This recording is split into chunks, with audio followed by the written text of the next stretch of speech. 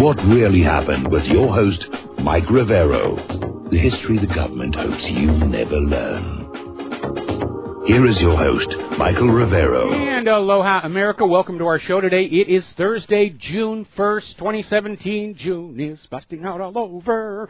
You have to be my age to get that musical theater reference here. So, sure happy it's Thursday, sure happy it's Thursday, sure happy it's Thursday. We've got a lot of stuff to talk about today. The phone lines are open, 800-313-9443.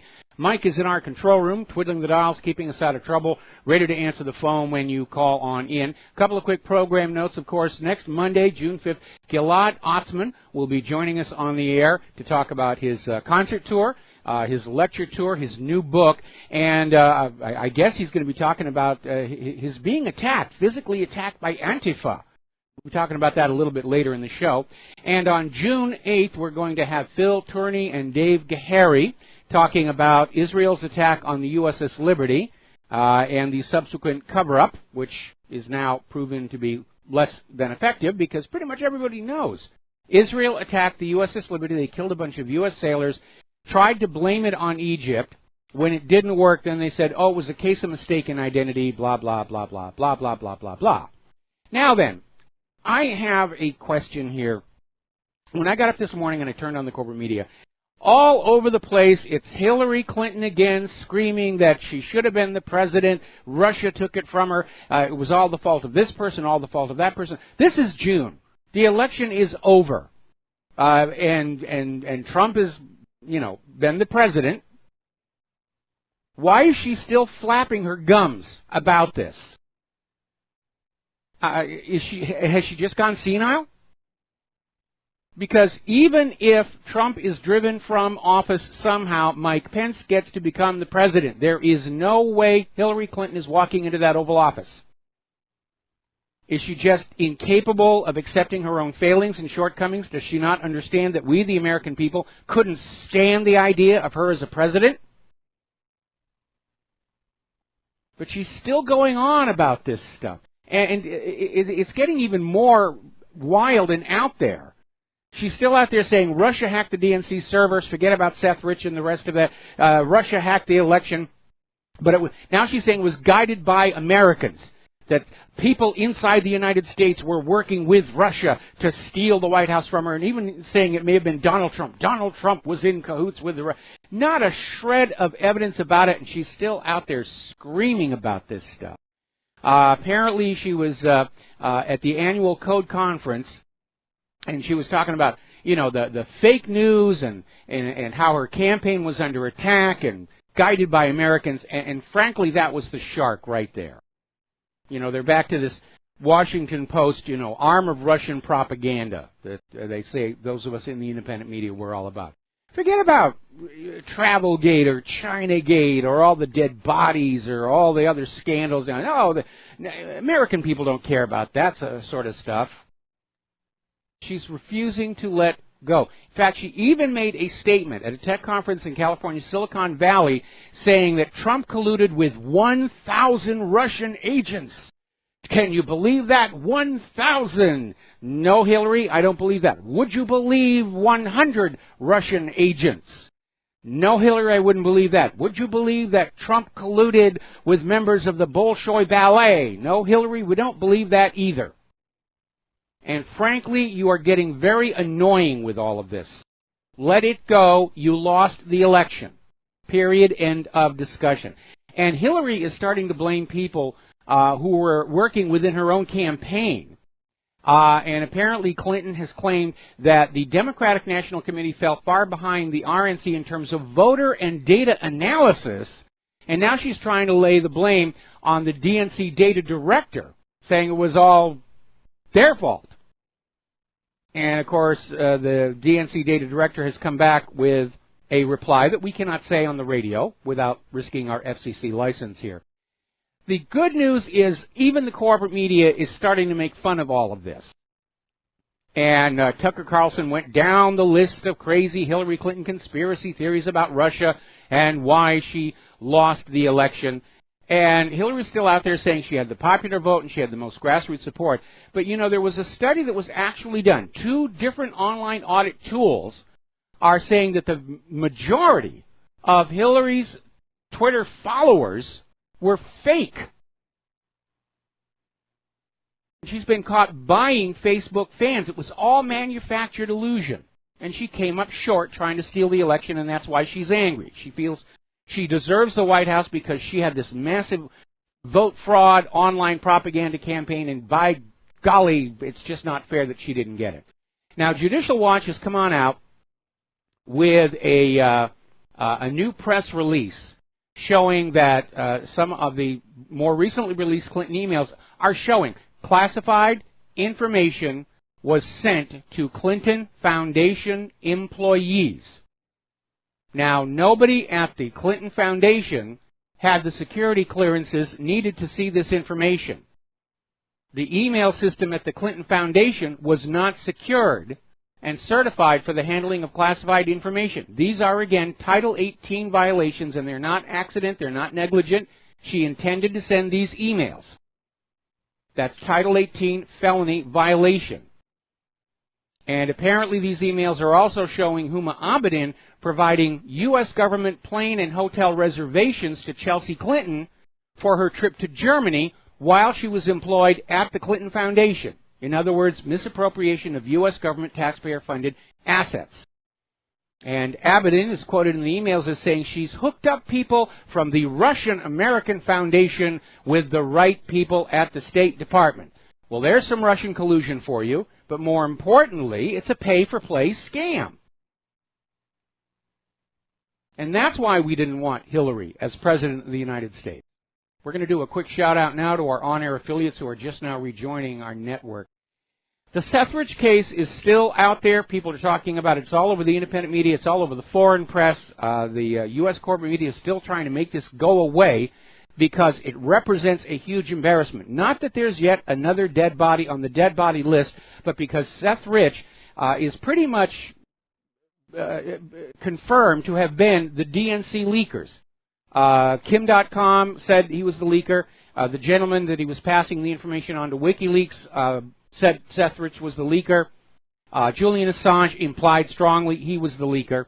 And there's no evidence of anything else. The Russian hacking the DNC servers story has fallen apart because the company on which this whole theory was based has now pulled back. CrowdStrike saying, no, we didn't actually find any evidence of Russian hacking, and they are refusing to cooperate with the congressional investigation. So now we're looking at a high-level assassination. We're looking at outright falsehoods by politicians and the corporate media regarding the DNC's emails. Now, a lot of people are saying there's a lot of weird stuff going on. Supposedly, Sethridge's laptop has now disappeared. So have the videos off the responding officers' body cams. And the story came on out that they had a video from a security camera in the neighborhood that just showed the killers from the feet up. Well, apparently that is not true. According to a video that's over on YouTube, apparently Sethridge's neighbor had security cameras. They caught the entire attack, and apparently the Metropolitan Police Department got a copy of the footage. It has now disappeared.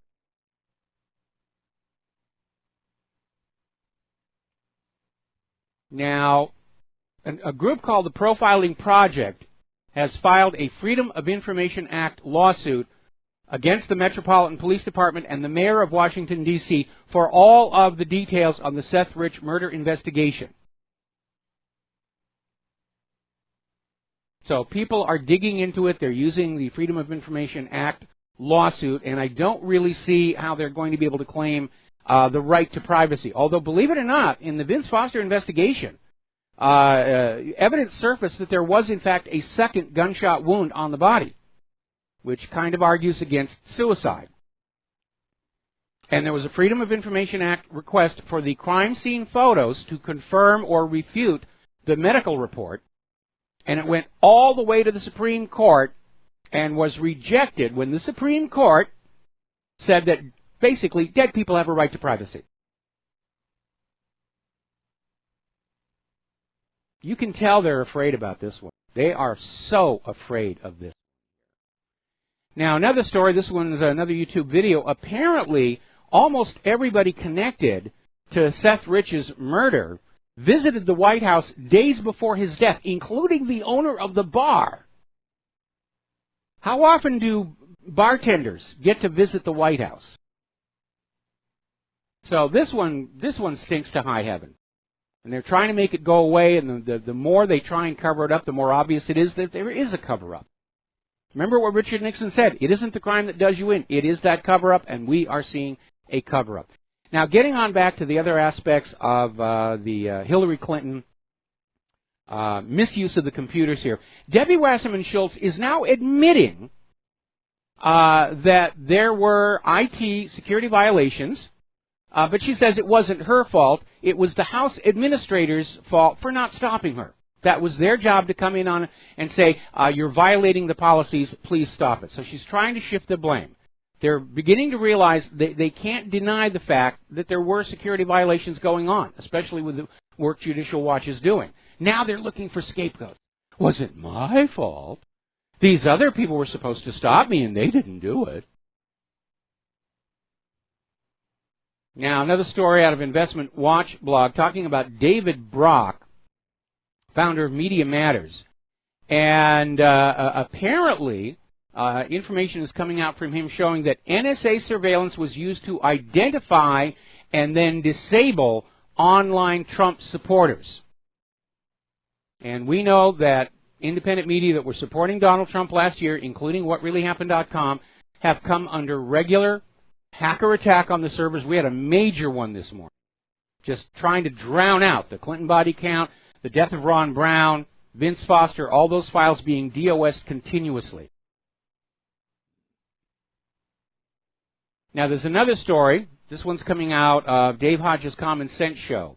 Apparently, Podesta is busy converting all of the remaining Clinton Foundation assets into tangible stores of value, including gold, art, and other valuables, trying to basically erase where the money came from by saying, well, here are the assets, and they're just sitting here. Apparently, they're concerned that there could actually be a RICO lawsuit leading to the seizure of the Clinton Foundation assets. And apparently, Podesta is hiding these assets, buying the gold, buying the art, secreting it away. They're trying to bury it, leave no trail where it went. And yes, RICO would definitely apply here. And if you will remember, Larry Klayman, who was the original founder of Judicial Watch, and now he's got another organization, Freedom Watch, did file a RICO case, a solid RICO case, against the Clinton Foundation last year.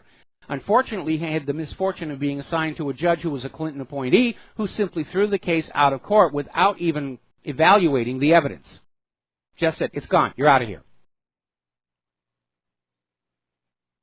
Now, over in Great Britain, The Guardian is reporting a story where Nigel Farage is now a person of interest in the FBI's Russia investigation.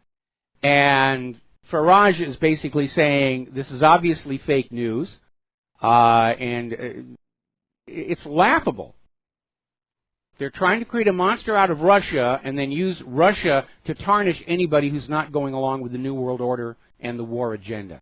Now, there's a wonderful little video that surfaced on social media where apparently Maxine Waters was talking with some of her constituents, and one of them just steps on up and says that they're going to work to get Maxine Waters impeached for numerous things that Maxine has done. And get this, Maxine Waters replies saying, you cannot impeach a woman of color.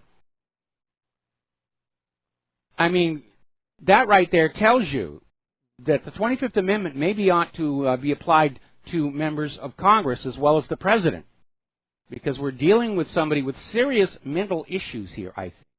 Now then, as I mentioned at the top of the show, Gilad Atzmon was physically attacked from behind by 3 Antifa activists. He was going to a literature event in Edinburgh with political commentator David Scott, and the police were informed, and they did get photos of 2 of these Antifa activists, of their face. So they're now being hunted for and arrested, hopefully. Turning to the international news, down in Manila, there's been what appears to be a terror attack at the Resorts World Manila, where masked gunmen just entered the place and started shooting. One was up on the second floor of the hotel, just firing down at the guests, and still getting information about how many people were injured in that. But it leads to a question that a lot of people have been asking over the last few days. Why is ISIS attacking the Philippines? Don't they have enough to do over in Syria and Iraq and Libya? Why all of a sudden the Philippines? Well, the answer comes from an article, The U.S. Deep State Trying to Overthrow the Filipino Government. The U.S. Deep State is very unhappy over Duterte's war on the drug trade. Remember, the U.S. and the Philippines were all buddy-buddy and everything was fine until Duterte said, look, this drug trafficking has gotten completely out of control. And he started handing out death sentences for drug traffickers. And Obama went out over there and said, you ought not to do that. And basically soured U.S.-Philippine relations over this drug dealing issue. And now all of a sudden ISIS, which we know is a manufactured U.S. proxy, is in the Philippines trying to overthrow the democratically elected government. It's getting pretty obvious. Now, over in Iraq, the popular mobilization units have declared they are now ready to enter Syria to support Bashar al-Assad against the U.S.-backed rebels, ISIS and Al-Qaeda, which we know are also backed by the U.S. And this is getting into a very, very tricky situation because especially getting around that hot zone on the border, it's looking like the U.S. forces and their allies could very easily wind up in actual combat with the Syrian government forces. And that, of course, would be the end of the claim that the U.S. is in there to fight ISIS and Al-Qaeda. They're actually going head-to-head with the Syrian government. Now, once again, U.S. forces have been caught supplying weapons to ISIS-held regions in Raqqa. This was a story that came on out from Fars News, and they backed it up with photos, basically saying there were helicopter operations going on in taking supplies in, taking some of the top commanders back on out of concern that they might lose that area. And this is not the first time the U.S. has been caught supplying these ISIS forces with weapons. And weapons are just flowing all over the place. Inside Syria is reporting U.S. arms are pouring into Syria. A lot of it is under the cover of, oh, we just happened to misplace $1 billion worth of guns. We have no idea where they went. And then, of course, every time the Syrian government forces clean out an ISIS stronghold, they'll find it full of U.S. manufactured weapons. And the U.S. is pouring weapons under the Syrian Kurds, which is upsetting Turkey, no small end. The whole region is spinning into chaos, and maybe that's exactly what the U.S. government wants to see happen, because according to this other article out of Sputnik News, Washington wants to occupy certain portions of Syria. And they're saying that even once this 6-year war is over, the U.S. is going to remain there in certain portions of Syria. This is coming former senior security policy analyst to the U.S. Secretary of Defense, Michael Maloof, in an interview with Radio Sputnik, saying the U.S. is not going to leave Syria the way they've never really left Afghanistan. Going to maintain a garrison. Now then, apparently Russia has launched 4 cruise missiles at ISIS targets near Palmyra. 2 were fired from a Russian frigate. 2 were fired from a submerged submarine. All 4 hit their target. That's a 100% success rate. And indications are that these targets will not be back to running in less than 24 hours. We're going to take a break for commercials. We'll be right back. Aloha America, welcome back to the show here, and a listener just wrote in to remind me that following that little upset over Duterte's drug policy between he and Obama, Duterte started talking about allowing Russia and China access to military bases in the Philippines, and that obviously is going to be a very powerful motive for ISIS to be used to try and overthrow yet another government of yet another country that has done absolutely nothing other than to refuse to obey the United States of America. Getting on back to Syria, Putin is once again reiterating that only the Syrians are entitled to decide the future of Syria, and reiterating again that there is absolutely no evidence to back up U.S. claims that Assad was using sarin gas on the people of Idlib. And in any event, the story never made any sense anyway. There was no reason for him to do something like that. It's just another U.S. government lie. I had another phrase I was going to use there, but again, we don't want to endanger the FCC licenses of our on-air affiliates here. Now, over in Yemen, apparently, forces backed by the United Arab Emirates have seized the Aden airport from the Saudi-backed troops. Now, Aden is the so-called interim capital city of Yemen. It's on the coast. It's the victim of a huge Saudi blockade, which is leading to tremendous humanitarian crisis in Yemen. But apparently, they have captured the airport, and that means they're going to be able to start bypassing that naval blockade with aircraft. So that situation is out there. Now, getting on back up to Afghanistan and the car bomb there in Kabul. Interestingly enough, the Taliban is saying, no, we had nothing to do with it. Because apparently whoever set off this bomb wanted to blame the Taliban to try and get those members of Afghanistan who are under currently U.S. puppet control to say, oh, bad Taliban, let's go get the rest of them. But the Taliban is saying, no, what is us? Another false flag. Another false flag. Adding to the daily diet of booga booga, apparently BFV President Hans-Georg Meben, I think that's pronounced, who's boss of Germany's spy agency, is saying ISIS has set its eyes on Europe. This is coming from Die Welt. Germany is high on the target list of ISIS. See, they're ramping up all these false flag attacks. They're trying to get everybody just absolutely enraged or terrorized into saying, oh, yes, all right, go ahead. Let's go off and, destroy all these Middle Eastern countries. Now, adding more chaos to the situation, Russia is now ready to supply the S-400 air defense missile systems to Turkey. And I'm sure Turkey's going to be very, very glad to have them, because Turkey has to understand they're not on good standing with the United States, especially following that botched attempt at a coup d'etat.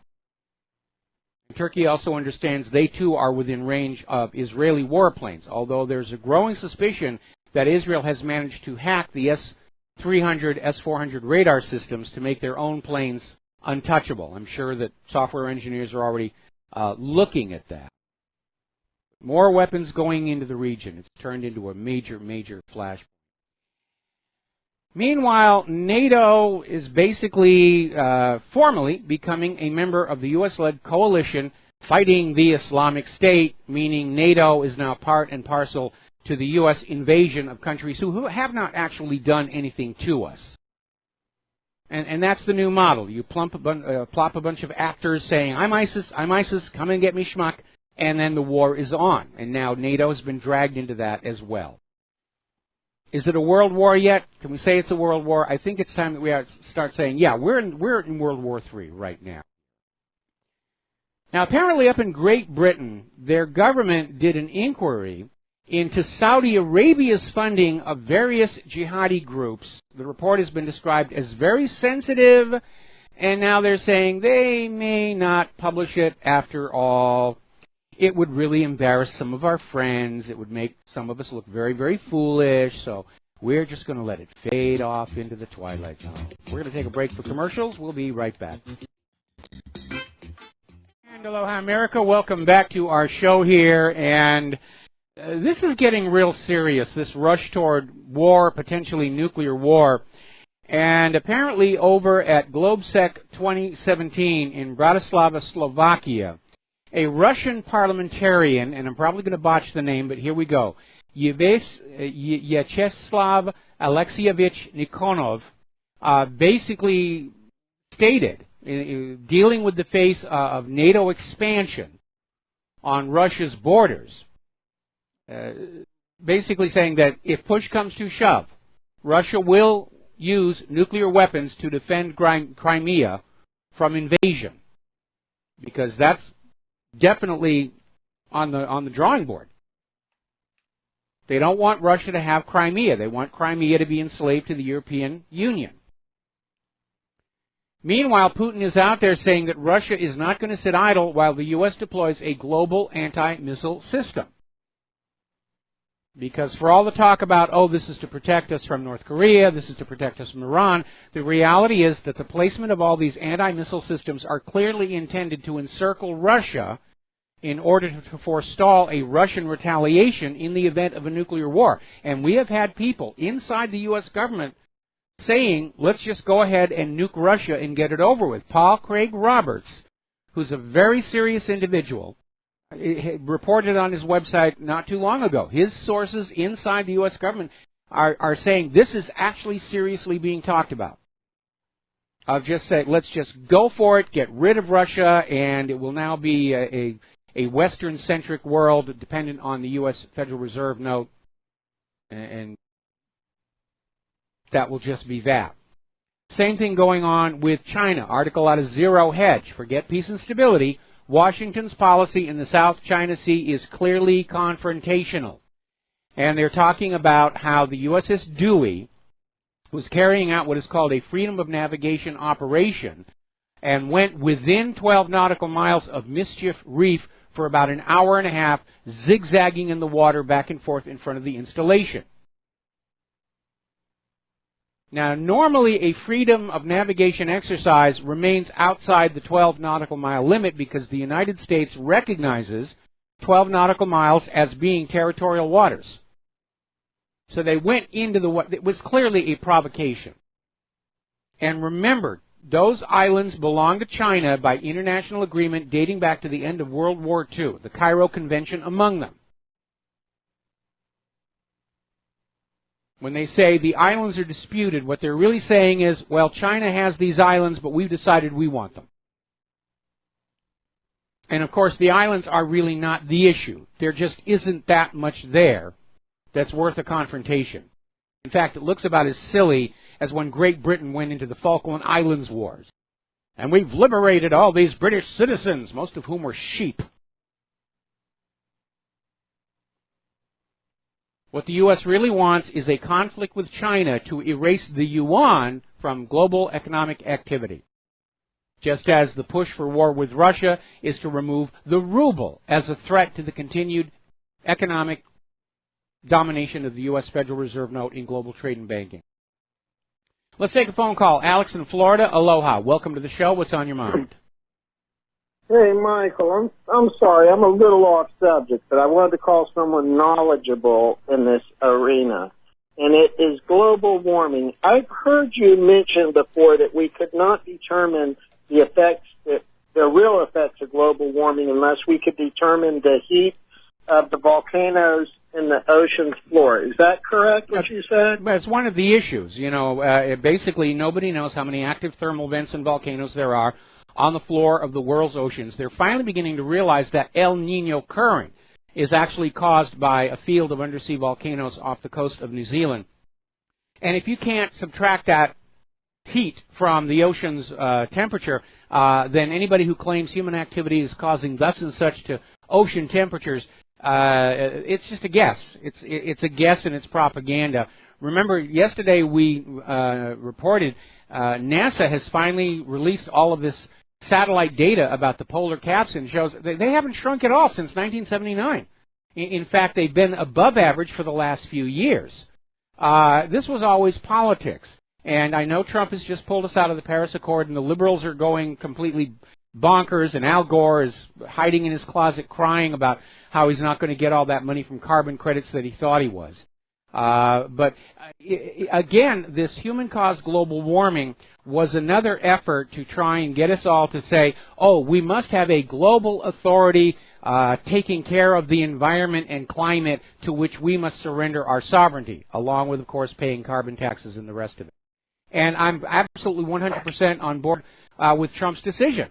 The Paris Accord was a bad deal for the United States of America. If you look at the economic analysis, you were going to have a lot of wealth flowing out of the United States to the other signatories of the Paris Accord. It was a raw deal, and he's right to cancel it. Okay, that's good to know. Now, I also heard on global warming, and maybe you know, when you hear people say it's the hottest temperatures that we've had since they started measuring global temperature, I heard that when they started measuring global temperature, it was in the middle of the last ice age. Do you know if that's accurate or that's just someone talking? That's just somebody talking because we had not invented thermometers back in the middle of the last ice age. Generally, there's been a lot of fudging of the data that has been exposed, trying to erase the effects of the medieval and Roman warming periods, which actually turned out to be times of tremendous abundance for the human race. And we certainly know from the ClimateGate leakage of computer source codes and emails from the Hadley Climate Research Unit that they've literally been rigging the data to sell this idea that humans are warming the Earth. And remember, back in 2000, they were out there saying snowfalls are now a thing of the past. Look, we've had all these hard winters, and look how long winter lasted into this spring. We actually were officially in the astronomical summer, and they still had snow in Montana. Yes, and I also heard that not only, well, you just told me the Paris Accord is a raw deal for the United States. I also heard that basically they're not preventing these countries from polluting the atmosphere and the environment. They're just making them pay for it. Do you know if that has any? Yeah, that's all it was. That's all it was about: extracting money, basically extracting wealth from the more industrialized countries and shifting it over to the less industrialized countries as part of this attempt to even out the world's economies before they drop the borders for the global government. Okay. And I also wanted to say, I don't want to be a mean guy. Not a mean guy. I actually think Trump's trying to do the best that he can do. I don't think his war efforts were, malicious. I think he was just having to appease the deep state for the moment. Am I correct on that? I would agree with you on that one. Trump has made some very bad mistakes, keeping on the Obama holdovers, allowing himself to be surrounded and hijacked by the neocons. But we're hearing, again, more rumors of major shakeups to the White House staff. And it would apparently Kushner, because of his actual involvement in this Russian bank that was under sanctions, Kushner's being pushed away. Steve Bannon may be coming on back. That would be a really, really good sign. We could yet see Donald Trump stand up and say, you know something, I'm going to go back to being the president that I campaigned as. But again, certainly with the most important agendas, the economy and the wars, he has been a disappointment. But he is doing some things that I definitely like. He's definitely coming on out against harmful vaccines. He's pulling us out of the Paris Accord. So there's some good and some bad. Which means he's still a far better president than Hillary Clinton would have been, because that would have been all bad. Yes. I think he's trying his best, to be honest with you. He has a tough position, and I don't, there's some that say he's only going to be a one-term presidency. I don't think he cares if he's one term or not. If he's good, I think I've heard you say we want him for 2 terms. Well, but if he's bad, I think I don't think there's ever been a president who wasn't dreaming about a second term, and apparently Donald Trump has already officially declared for 2020. So, what can I tell you? I hope so. I think he's doing a good job. I think at the end of the day, 4 years from now, I'm hoping that we can say he did the best job that he could do. I contacted the White House and said, if you just stay out of wars, you will be a great president. But I want justice for all the crimes that have been committed by the United States government. I do as well, but again, Obama campaigned on ending the wars in 2008. We didn't get it. Trump has campaigned on ending the wars. We're not getting that either. And I think that's going to be the benchmark that we hold Trump to. And if we get into the 2020 election season and we're still at war in all of these countries, assuming the United States government hasn't actually collapsed by then, the only way I would support Donald Trump for a second term right now is if Hillary runs again. If they run Tulsi Gabbard, I'm on her side. You know, me too. Yeah, me too. I would love to see Tulsi run for the White House. I would love to see Donald Trump put her as the FBI director. I know she might not have the credentials, but I think that she has the heart, and I think she tries her best to deal in honesty and truth. Yes. Yes. I would love to see her there, and she's a Democrat. Yes. What kind of crap could they give her? Well, I mean, look how they went after Bernie Sanders. He was a Democrat. They tore him apart. They dropped him in the shredder. Yeah, poor Bernie. Even though I'm disappointed in him, I think it was planned the whole time. Maybe, maybe not, but he rolled over on us. I hate to say that.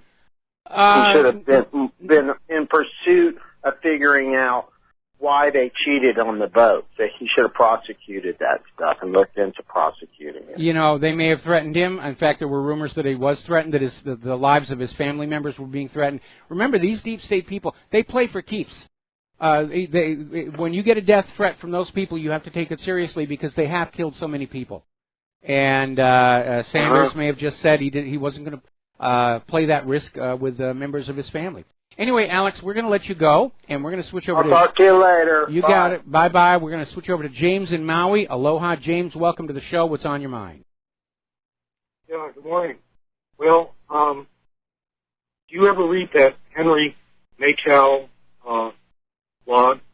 I find he's always got very astute observations. He's a former Jew that now I don't know. Well, I used to read him from time to time. Sometimes he just seemed to get very obsessed over the feminist issue, and I recognize it was a problem, especially back in the 1990s. I'm sorry? Changed now. It's changed now. He's not so much on that anymore. Okay. He retweeted this video. The lady was saying that, several of the lady who was married to Bruce Willis, and also that they are actually trans. Oh. Sorry them. That's kind of a little bit out there.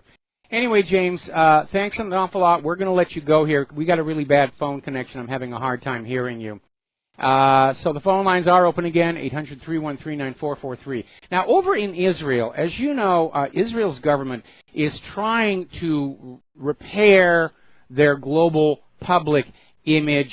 They know that the world is looking very much at Israel's crimes against the Palestinian people, against their neighboring countries, stealing the Golan Heights and so forth and so on. So in order to try and show the world that Israel was behind human rights, they have basically gone into this idea of supporting the LGBTQ community to the point of having a film festival in Tel Aviv that is specifically for LGBTQ producers, actors, writers. And this was going to be the big thing. See, we support human rights. We love the gays and all the rest of it. It's hit a bit of a roadblock because a lot of the artists who were scheduled to be part of this film festival, they're now pulling on out because they're seeing that Israel is just trying to use this as a distraction from what's going on in Palestine. And so a lot of these major players have decided to pull on out. So it's a bit of an embarrassment. Meanwhile, the United Nations continues to say that Israel's occupation of the West Bank and Gaza Strip is the main cause of the Palestinians' humanitarian needs, saying that the occupation denies Palestinians control over basic aspects of daily life, whether they live in the Gaza Strip or the West Bank. And that's really what Israel's global public image is now being seen as, the abuse of the Palestinian people. Okay, let's see. Let's grab a few more phone calls. Joe in Pennsylvania, aloha. Welcome to the show. What's on your mind? Hi, you and Mike. I made notes here. Okay, in reference to that caller that just called about global warming, okay, I think we all know that it's getting colder, and I really do think that we all know that there is terraforming going on this planet, okay, with the chemtrail spraying. I'll leave that alone. Yeah, please leave that alone. Leave that alone. Leave that alone here. Okay. Before you move on. Before you move on, though, I want to make a comment. Even the global warming people are knowing that the world is not warming. That's why they're trying to change it to climate change. They're rebranding so that whether it gets hotter or colder, they're going to say it's all the fault of humans, which is nonsense because climate is always changing through natural processes, mostly the energy output of the sun, which right now is at a minimum. We seem to be heading into a new Maunder minimum. But, politicians like to take something that happens naturally, declare it to be a crisis, say it's all the fault of the taxpayers, and you will atone by paying more money and giving us your obedience. That's a good, valid point you interjected there. Appreciate it. And moving on to the money junkies, do you have a solution? How are we going to get out of this mess with this fiat currency? Well, the solution is we're going to have to let the whole system come crashing down, and when we restart the country, we'll have it just carved in granite. No more private central banks, because there's never been a nation that prospered underneath private central banks. They were all driven into poverty and ultimately war by these private central banks. Anyway, Joe, got to let you go. Got to take a break for commercials. We'll be back with more phone calls after these few words. Aloha, America. Welcome back to our show. We're going to go back to the phone calls now. Joe in Tennessee, aloha. Welcome to the show. What's on your mind? Hey, Mike. Second Joe in a row. Yes.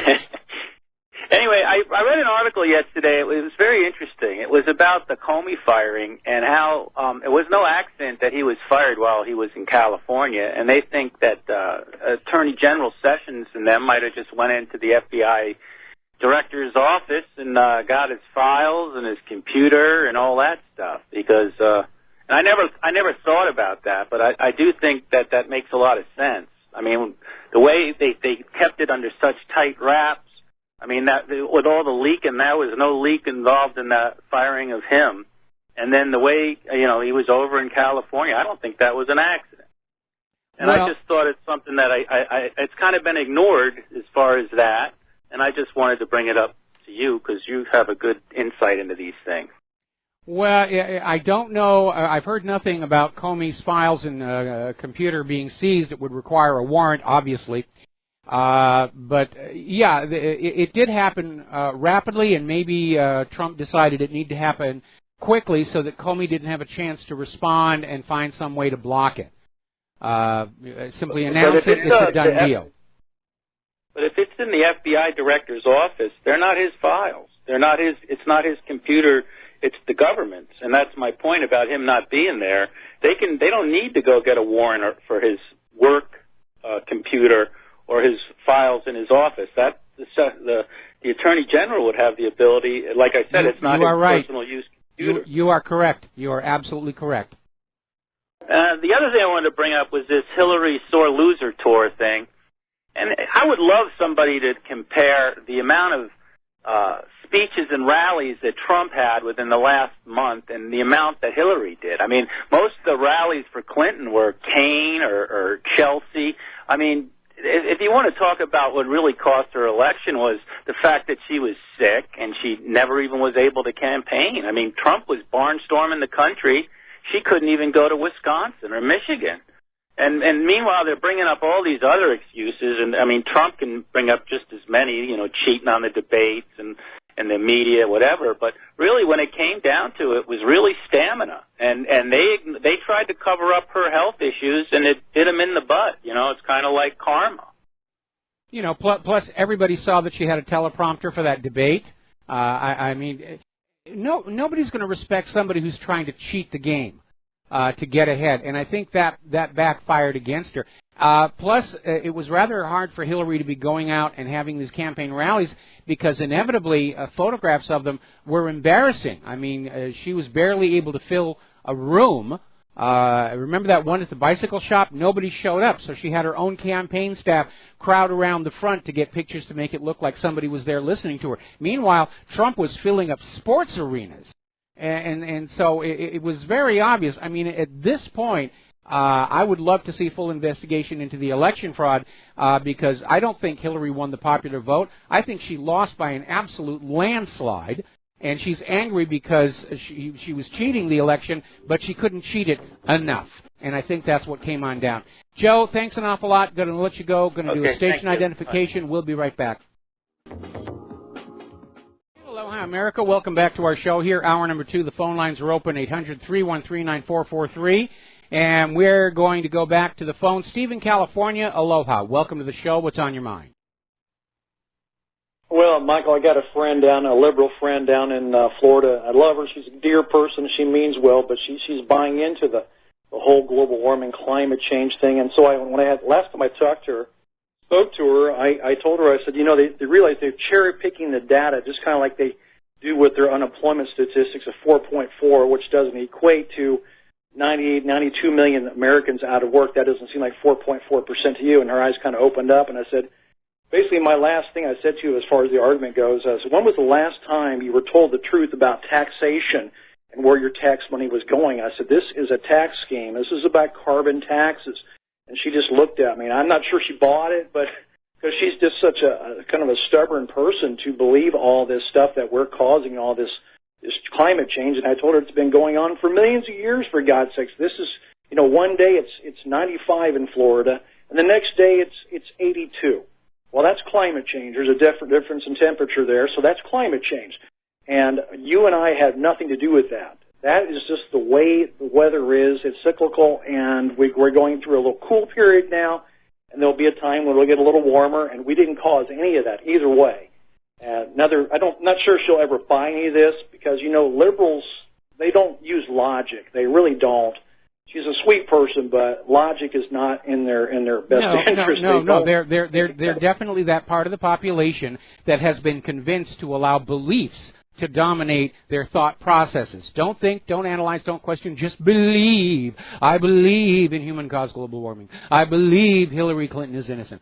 And that's why governments and churches try, when you're very young, to just get you to go on your beliefs, because you're far easier to control that way than actually making a logical, rational argument. Two things that I find are very, very powerful in talking to somebody who is a believer is to remind them that the same people telling them that humans are warming the earth are the same ones that told them Saddam had nuclear weapons. That usually will get a very good response. And that's good for almost anything. Yep. And the second one is when you say, the humans are causing climate change, you say, when in the entire 6 billion year history of the the planet Earth has the climate not been changing? And for how long of that 6 billion years were humans not even here? One of the other big arguments that you've mentioned many times is all the underwater volcanoes that are unaccounted for or actually never factored into anything because, well, you can't have that and you can't tax them, so you gotta tax the people. That's where the source of money is. So, but she never, she didn't even realize the volcano issue being factored in at all of climate changing at all. Well, there are far more potent greenhouse gases in the atmosphere, water vapor first and foremost. But you're not going to get people to pay a cloud tax. Methane is 10 times as potent a greenhouse gas as carbon dioxide, but methane is coming from cows and deep crust microbes and termites, which are life forms far too intelligent to listen to Al Gore's nonsense. Well, they tried that out here for a little while. It made it through the rounds of a cow fart tax out here, but I think it got shot down. But I wouldn't be surprised they come back at that flatulence tax again for the animals out here in California. They're just so hurting right now for money. Anywhere they can find it, they'll take it. And I haven't even asked her about that whole thing. I have to throw that out of the flatulence tax. What she thinks about that? Hey, thanks, Mike. All right, thanks an awful lot. We're going to switch over to Chuck in Texas. Aloha, Chuck. Welcome to the show. What's on your mind? Hey, Mike. I noticed something periodically. I don't know if you're familiar with a website called the Liberty Mill. Kind of an aggregator. They grab a lot of the best websites and put them out, for people to be able to peruse. And your website is posting things, at least on there, from, like 2006. Periodically this would happen. I thought it was because you were under attack, but I went to your website and it's up to date. So I was just wondering, kind of giving you a heads up. Well, it looks to me like they've got, it looks like they're, they may have a software problem. I mean, the database on my website does go back a very, very long time. In fact, I'm looking at a way of trying to trim it back down to make the website run a little more efficiently. But if they're using the RSS feed as an aggregator, who knows what they're getting? If they're doing a search on a topic through Google and they're not filtering for dates, then yes, they're going to get articles that go back to 2006. Yeah, well, it brings up, your daily headlines that you post on your site. Periodically, it'll come back and it's jumped back several years, and then give it a day and it'll correct itself. And at first, I thought it was because you were being attacked, and I just wanted to ask you about that. It's called the Liberty Mill. You might want to check it out and see, because I know it drives traffic to you, and I want you to get all the traffic you can use. All right, well, I'll take a look into it, but I have a feeling that it's probably just a coding error on their part. And it's one of the problems when you're running an automated aggregator is you're going to get issues. Sometimes people will send me articles where they're saying they're current, and then I look at it, and they're actually years old, so I'm trying to keep an eye on that as well. Anyway, Chuck, thanks an awful lot for the phone call. We're going to let you go. We're going to do a shout-out now to our on-air affiliates who are just now rejoining the network, and we're going to go back to the phones to James in Charlotte. Aloha, welcome to the show. What's on your mind? Hi, Mike. I just want to follow up on a couple of the previous callers. There's a gentleman that I saw a presentation on YouTube. I don't know if you've come across the name or familiar with the name John L. Casey. He's a former NASA consultant and an advisor on space policy to a couple of congressional committees. And he's written some books. One of them, I think his latest is called Cold Sun. And I can't remember the other, something about... I don't recall the names of the others, but basically what he's saying in terms of climate theory is that we're going through one of those rare periods in looking at the total history of the Earth, an interglacial warm period, which is fairly rare in terms of the overall history of climate range, and that we're now moving into what is going to be a substantially colder period, at least for the next couple or 3 decades. Yes, the indications are that the sun is going into a new Maunder minimum, which coincided with the mini ice age of some hundreds of years ago, and that does seem to be what's going on. And obviously, for the global warming movement, which back in the 1990s when they were out there selling this, the Earth really was getting warmer, but then it reversed, and that's when all of a sudden they had to hide the decline, and because they wanted to keep that situation going for carbon taxes and global environmental authority. But again, climate on Earth is dominated primarily by 2 things: the amount of solar energy that is being put out by the sun, which at the moment is in a bit of it's in a low, it's at a minimum. And it's also the shape of the Earth's orbit, because the Earth's orbit oscillates slowly from circular to more elliptical, and when it's elliptical, the Earth spends more time at the far end of the ellipse, obeying Kepler's laws of orbital motion, and it will cool, and that's where we get the ice ages. And then as the orbit becomes more circular, the Earth will spend more time closer to the sun, and we get the interglacials, which is where we are and have been since about 10, 15,000 years ago. But until Al Gore and his people can put a thermostat on the sun or literally shift the Earth's orbit, there isn't a thing they can do to stop climate change. And every penny that they take saying that they're going to fight climate change, it's a fraud.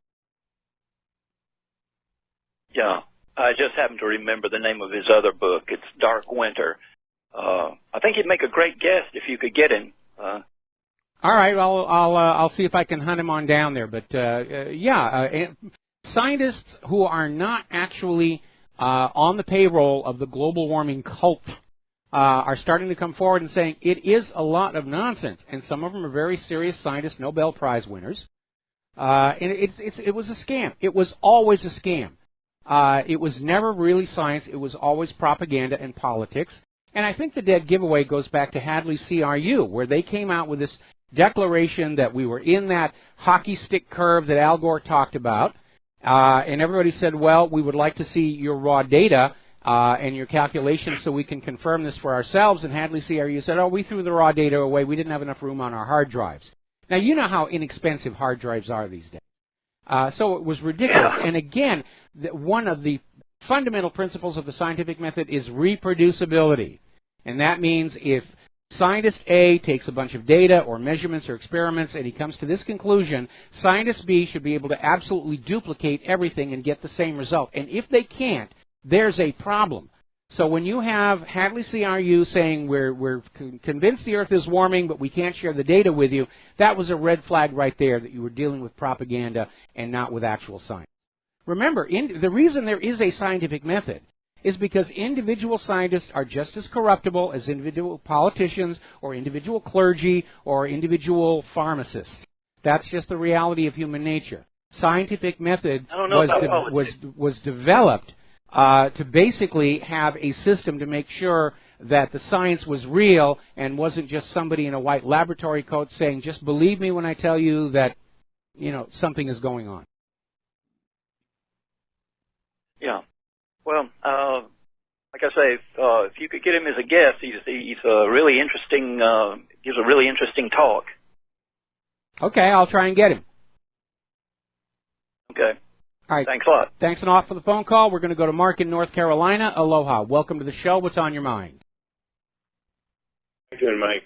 Mike, about this global warming, about this climate agreement that he got out, that Trump got us out of now. Seems like the Europeans, the EU countries, are now having a cow. So I wonder if this is going to be good, and that Trump is going to realize that we got to, look at the EU not as allies anymore, but potential enemies. Start maybe forming some kind of, if not alliance, maybe a trading partnership with Russia. Instead, Russia and maybe Eastern Europe, because I think Eastern Europe is getting to the point where they realize that this EU partnership with Western Europe is not working out for them, as they're already threatening sanctions on Poland and Hungary because they don't want to let the so-called refugees into their countries. And another thing too is I was watching something on YouTube the other day on Rents Radio. I don't know if you know what that is. Oh yes, you probably do. But anyway, he had a guest on, I forget the guy's name, but he wrote about a possible nuclear war, and they were saying together that they think these globalists are getting desperate, that they realize that they're losing, and if they think all is lost for them, that they might just decide to go ahead with nuclear war and obliterate the planet and say, to heck with it. If we can't have it, you can't have it either. Well, they're not going to do that. What they ultimately could be thinking of somewhere, and Tom Clancy actually covered this book, Rainbow Six, is you have all these these money junkies saying that they might come up with some kind of a biological weapon, and to which they have the immunity, they have the cure, and just wipe out 90% of the world's population, so that the Earth can go back to nature and they can live in their palaces of gold and marble. And we know that there's a lot of that thinking going on, because if you look at the Georgia Guidestones, one of the things that's carved into it is that the human population should be no more than 500 million across the entire face of the planet. So we know massive depopulation is an agenda for a lot of the money junkies. Bill Gates is out there saying that the human race should be sterilized using vaccines. Again, the fact that they have all this money does not make them gods. They certainly were not voted into positions of power to make these kind of decisions for all human life. Well, Inferno was another case, and the funny thing is, the guy in Inferno was supposed to be a member of the Council on Foreign Relations. I was surprised Dan Brown actually, put it that way in his book. I mean, he really came close to home on that. So, there are people really thinking like that. And as far as I'm concerned, they should be rounded up and literally hung in public.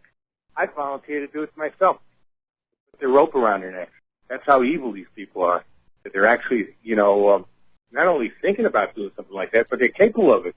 Because, a lot of them involved in science and all. And a lot of them got lots of money. Too much money.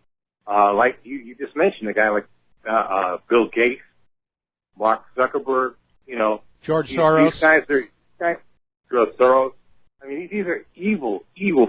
And by the way, these new the Silicon Valley billionaires and all that, I call them the new robber barons. That's what I call them. These people are downright evil. They're elitist. They look upon the rest of us as scum, as garbage, and people like Hillary represent these people. When she came up with this horrible stuff. But not only Hillary, you got a guy like that guy's name, Bill Kristol. Yes. Like that. They think like that also. On the so-called right, but they're not really the right. They're actually neocons who come from. I call the neocons genetically modified politics because they actually combine Nazism, Islamism, communism, and all kinds of others into one philosophy. So it's hard to say what they really are, but they're very dangerous psychopaths. And again, we got to understand that. And they've pretty much infiltrated themselves into what's considered conservatism today. I don't consider it. That's what. No, that's why when somebody asks what my politics are, as I say, I'm a paleocon. An original conservative. Small, limited government, let everybody live their lives the way they want to, and, the government minds its own business. Unfortunately, neocons and liberals, indeed neoliberals, really do seem to have fallen into this idea that they're somehow elite and they have an automatic right to be making decisions about how other people are living their lives, and more to the point that they are freed from the restraints of the Bill of Rights. And that, of course, is the doormat to dictatorship right there. The neocon is a little smarter than the neo-lib because they're make-believe that they stand for gun rights, religious rights, and things like that. I don't believe they really do. I think they're just paying lip service to that, and so that they can pretend that they're really conservatives. While the neo-libs, they come out and basically say, we want to confiscate your guns. We want to confiscate your right to speak. We want to, they're almost honest about what they want to do. But basically, if you really look at them, they actually are the same. Except, like I said, the neo-lib is more honest in what they really want to do, while the neocon will pretend that they're for gun rights and religious rights and things like that, which they really aren't. Yeah, but they're both after the same thing. They want to have control over all of our lives, and I'm at the age right now where I don't feel I need to have somebody in control of my life. I'm a big boy. I'm a grown-up. I'm not going to do stupid things with sharp cutting instruments or anything. I don't need to be supervised by people who are trapped by their beliefs and actually are convinced that they know better than anybody else. They're actually imperialists when you come to think of it, especially in neocon. They're actually, if you look at the the American Century there? The Project for the New American Century. Project for the New American Century. This is really basically, if you look at that, it's really basically imperialism. It was American imperialism, and the group is still around. They've renamed themselves, but that's still the goal. The attitude is the United States is the one remaining superpower on Earth, and it should act like it. That was basically the guiding principle of the Project for the New American Century. As we can see all these years on, their plans weren't really very good because they're years behind their agenda, and they have just spent so much of the planet's wealth trying to accomplish their global government And they've stumbled rather badly. Anyway, Mark, I got to let you go. We got to take another break for commercials. Okay. We'll be back after these few words. And aloha, America. Welcome back to the show here. We're going to take another phone call, then we're going to get back to some news. Francis in North Carolina, aloha. Welcome to the show. What's on your mind? Hello, aloha to you. Aloha. And happy fun-filled usual weekend, for that matter. Who knows what. Okay. I have a quick question for you in the field of entertainment and so forth. And see what your perception is of this. I guess you may or may not be aware that they're having out an iconic superhero film opening up this weekend called Wonder Woman. Yes. Amazonian Princess. Yes. What do you think of it? Well, I mean, they had to get around to her sooner or later. They made movies out of just about every other superhero. And I've seen the trailers for it. I remember the Wonder Woman TV series. I actually got to work with Linda Carter on a film at one point. So until we see it, we don't know what agenda it may or may not be pushing. So we'll just see what happens. Okay. Well, I just thought I would check because, for one thing, a lot of people think, well, you know, it may propagate the feminist mentality, or who knows what, or it may not, or whatever the case is. It may be a letdown. Who knows? But yes, I recall the television series with Linda Carter, and which was like, wow. So, obviously there was a lot of cheesecake moments in the series or whatever, but given the technology at that time, well, you know, it wasn't bad. It wasn't bad. It wasn't great. I mean, it didn't last that long, and yeah, we'll see what it's going to do. And I don't have a problem with them making movies about female superheroes. I loved how Scarlett Johansson did the Black Widow in those Marvel films. They're actually well-made films. I enjoy them. You know, I read comic books as a kid. I loved comic books.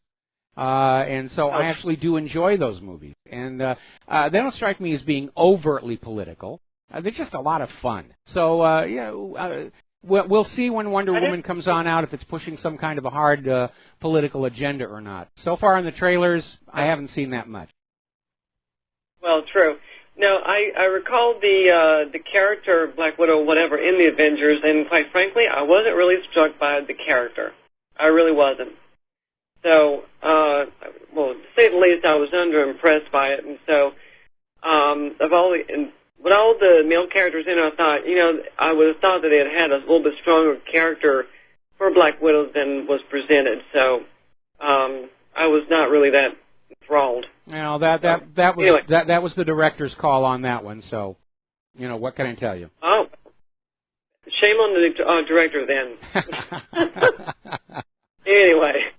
Have a great one. Take it easy. Later. All right. Thanks an awful lot. Maybe one of the reasons why the Black Widow character isn't stronger is because Black Widow technically isn't a superhero. She's just a very, very good assassin, but still just an ordinary human being. She doesn't turn into the green thing. She doesn't have the hammer and so forth and so on.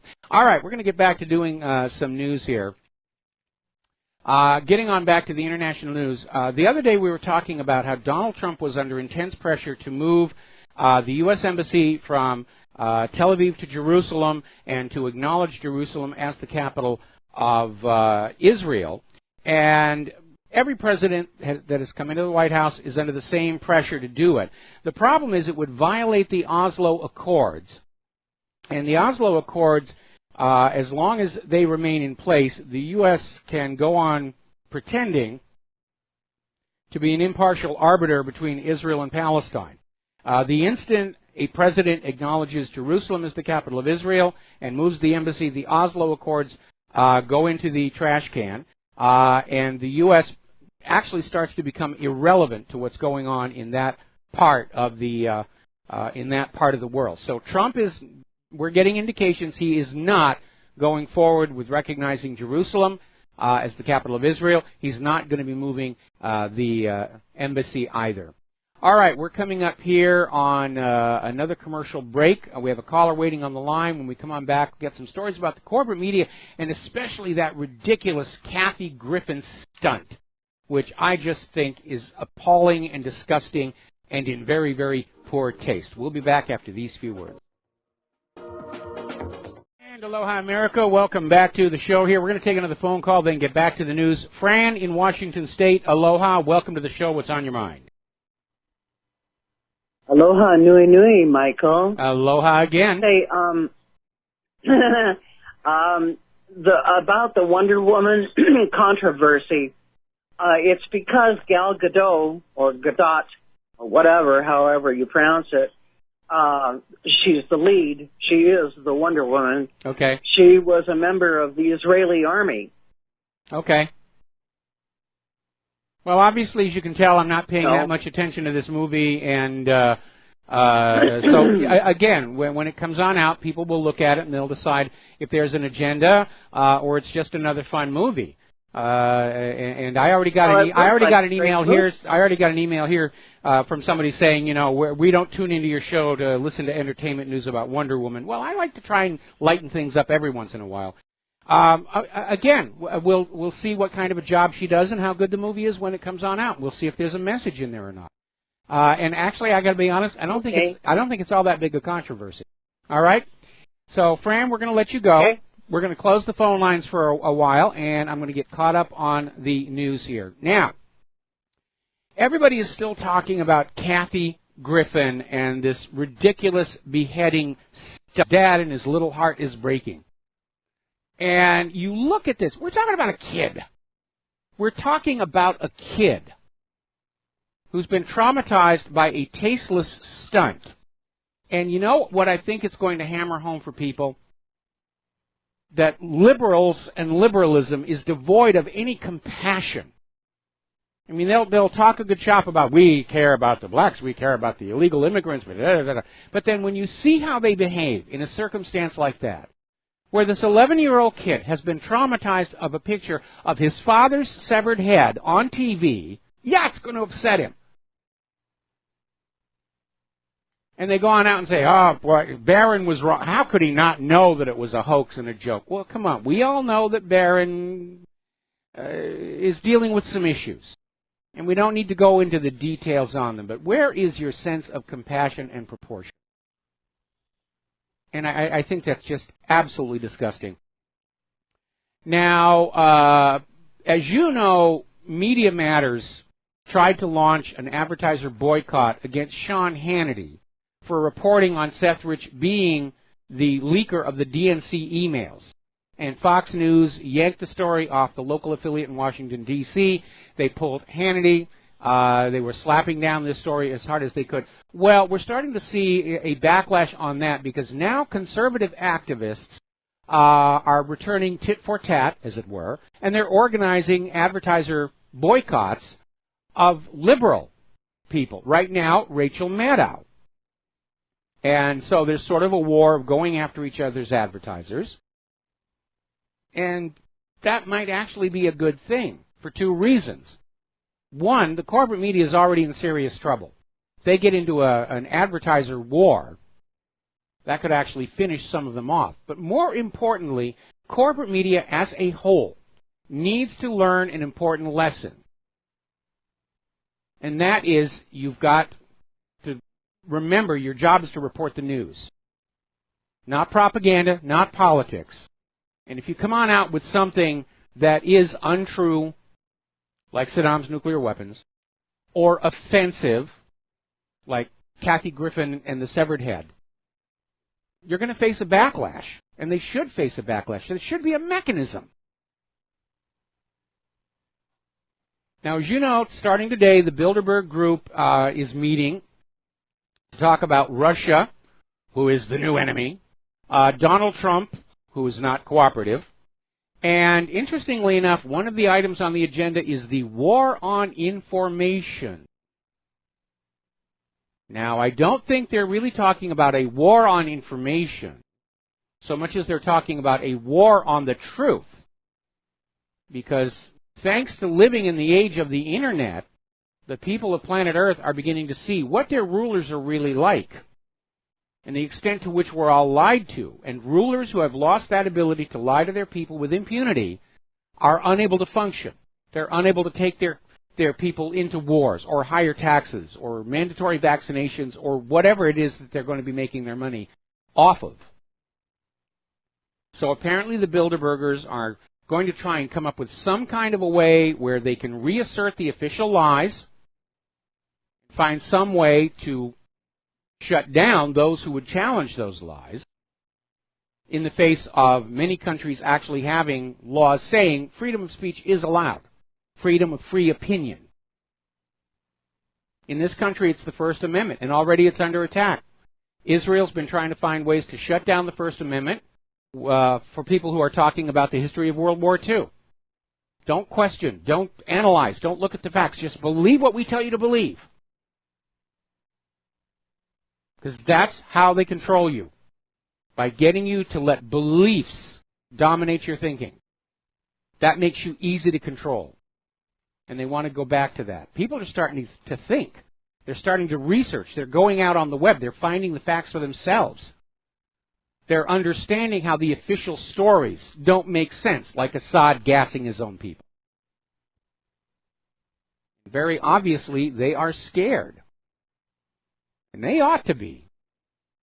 And like I said, what we're seeing happen right now is a parallel to the social upheaval that happened back when Gutenberg rediscovered movable type printing. And all of a sudden, the middle class could afford to buy books, and literacy exploded. People started reading things the rulers did not want them to know. And those institutions that could evolve to the new reality and adapt survived. And those institutions that could not went extinct. We are seeing the same thing happening all over again. Those institutions that can evolve to the new reality of a better informed, more skeptical public will survive. And those that cannot are doomed to extinction. One of those being the United States government, which has a 200-year history of lying to the American people. And as the American people realize that we are the most lied to people on the face of planet Earth, that is a problem. And that's why the Bilderbergers are out there saying, we've got to find some way to get this under control. We have to put blinders on the people and earplugs. And it's like the movie Tommy. We're all going to have blinders and corks and earmuffs. Tulsi Gabbard has a video out. Apparently there's been some issue about it. It's going up on YouTube, then it vanishes, then it goes up on YouTube and it vanishes.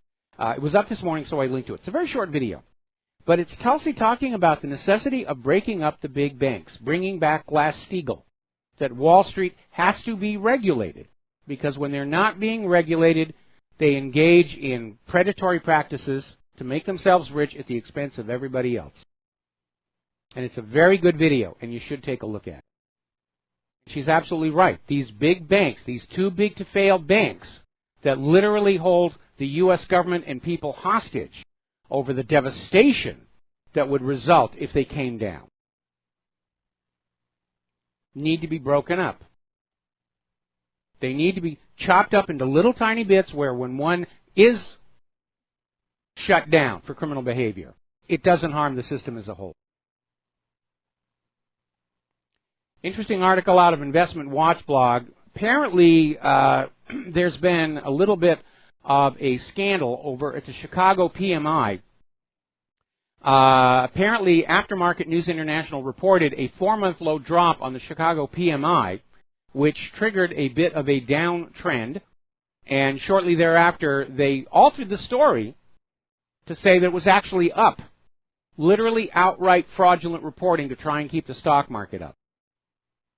So you've got to look at the raw numbers for yourself. A lot of the so-called financial press they're there to promote the financial industry's interests. A lot of these shows where we are getting advice on what stocks to buy, what stocks to sell, and then we find out the host of the show or the producer of the show are invested in those stocks, and they're doing a little pump and dump over the air. The whole system is incredibly crooked. Remember that story we did yesterday where analysts found out that 85% of financial documents up in Canada are subject to some form of forgery. Copied signatures, forged initials. 85%. Now, as you know, Bitcoin soared to incredible heights. Then it had a bit of a stumble. A lot of people are saying it was bubbled up, a pump and dump. And the financial media is still out there saying, no, no, keep on buying into Bitcoin. Keep on. They're trying to drive it back up a little bit more. Over at CNBC, they actually had an article saying that Bitcoin could hit $100,000 in the next 10 years.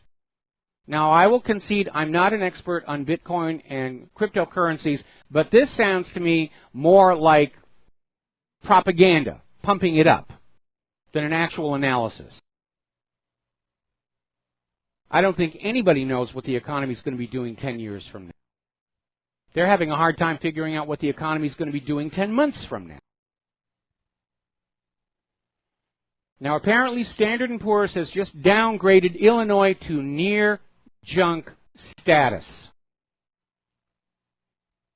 That's a very worrying sign, especially as Illinois is trying to find some way to refinance their debt. They're in serious trouble. I was telling you about how Claire and I literally drove to the other side of Oahu to find a Radio Shack so I could get some heat shrink tubing for something I was building. Now we're hearing Radio Shack has all of a sudden decided to close more than 1,000 of their stores. Yet another iconic retailer is about to go under. And in this case, yes, the economy is a big part of it. The other part of it is Radio Shack made a classic mistake. They had a very good business dealing with their target consumer, electronic hobbyists. And they decided to abandon that and broaden their market by offering the same consumer electronic goods as all the other stores were offering. And they divided the market and they weren't able to sustain. And that's how they got into trouble, and the declining economy appears to be finishing them off. General Motors is announcing more layoffs up in Michigan. And earlier today, Fox News was reporting predictions that 25% of shopping malls may close within the next few years. And as usual, they're out there blaming online sales, online retail. It's the death of shopping malls. Well, online sales are doing very good, especially if you're on Amazon. But you need to remember the psychology of retail. I go to an online vendor for something like eBay only when I have no other choice. For one thing, it takes forever for packages to get here to Hawaii. But more importantly, I want to go into a store to buy what I want to buy. I want to pick up the floor sample model, look at it, judge for myself how well it's built, and then I want to give the store my money and take my product and go home. Instant gratification is a huge part of the retail experience, and most of the retail stores seem to have forgotten that. And the variety is gone. There'll be a store that's filled of hundreds and hundreds of the few things they think most people are going to want to buy. And when you go on in and you say, well, I want to buy something slightly different. Oh, we can order it for you. I can order it myself. I don't want to order it myself. I want to buy it now. And that's a big part of what drives retail. The reason the shopping malls are in trouble, the reason Radio Shack is closing, the reason Sears is about to go on out, is the American people just don't have any money. 25% of Americans aren't able to meet their month-to-month bills, let alone have anything left over to go on out and buy stuff. And when you look at the huge markup on products, remember what Ellen Brown told us? 40% of the price you pay for anything at the store is the accumulated interest paid to banks for all the credit lines and all the financing for all the manufacturing and the supply chain, plus another 20 to 30% in hidden taxes. And that's why American products cost so much and are of such poor quality. Now, Uber has apparently posted a $708 million loss. Their finance head has resigned their position. Seeing all these taxi drivers saying, Uber is destroying us, Uber is destroying. Apparently not. That's a lot of money to lose, especially when you don't have a lot of fixed inventory because most of the Uber drivers are using their own cars. And yes, Uber was plowing some money into a fleet of driverless cars. But that's a huge amount of money to lose. Over in Alabama, they implemented work requirements to receive food stamps. 42,000 people quit the food stamp program. There's an idea that works. And I want to delineate again. There are people in this country, a lot of people, who really do need our help to keep themselves and their children fed. But yes, in a nation where most of us seem to have lost our moral compass, there are people who take advantage of it. You had the government advertising for people to come onto food stamps, to get them dependent on the government and therefore unwilling to stand up and criticize what the government did. Alabama had the right idea. We'll give you the food stamp, but you're going to rake up leaves in the local parks. And 42,000 people quit the food stamp program. Now, out in Los Angeles, the homeless numbers have jumped 23% since last year. 23%. But the illegal immigrants and the refugees, they get free stuff. We'll be right back.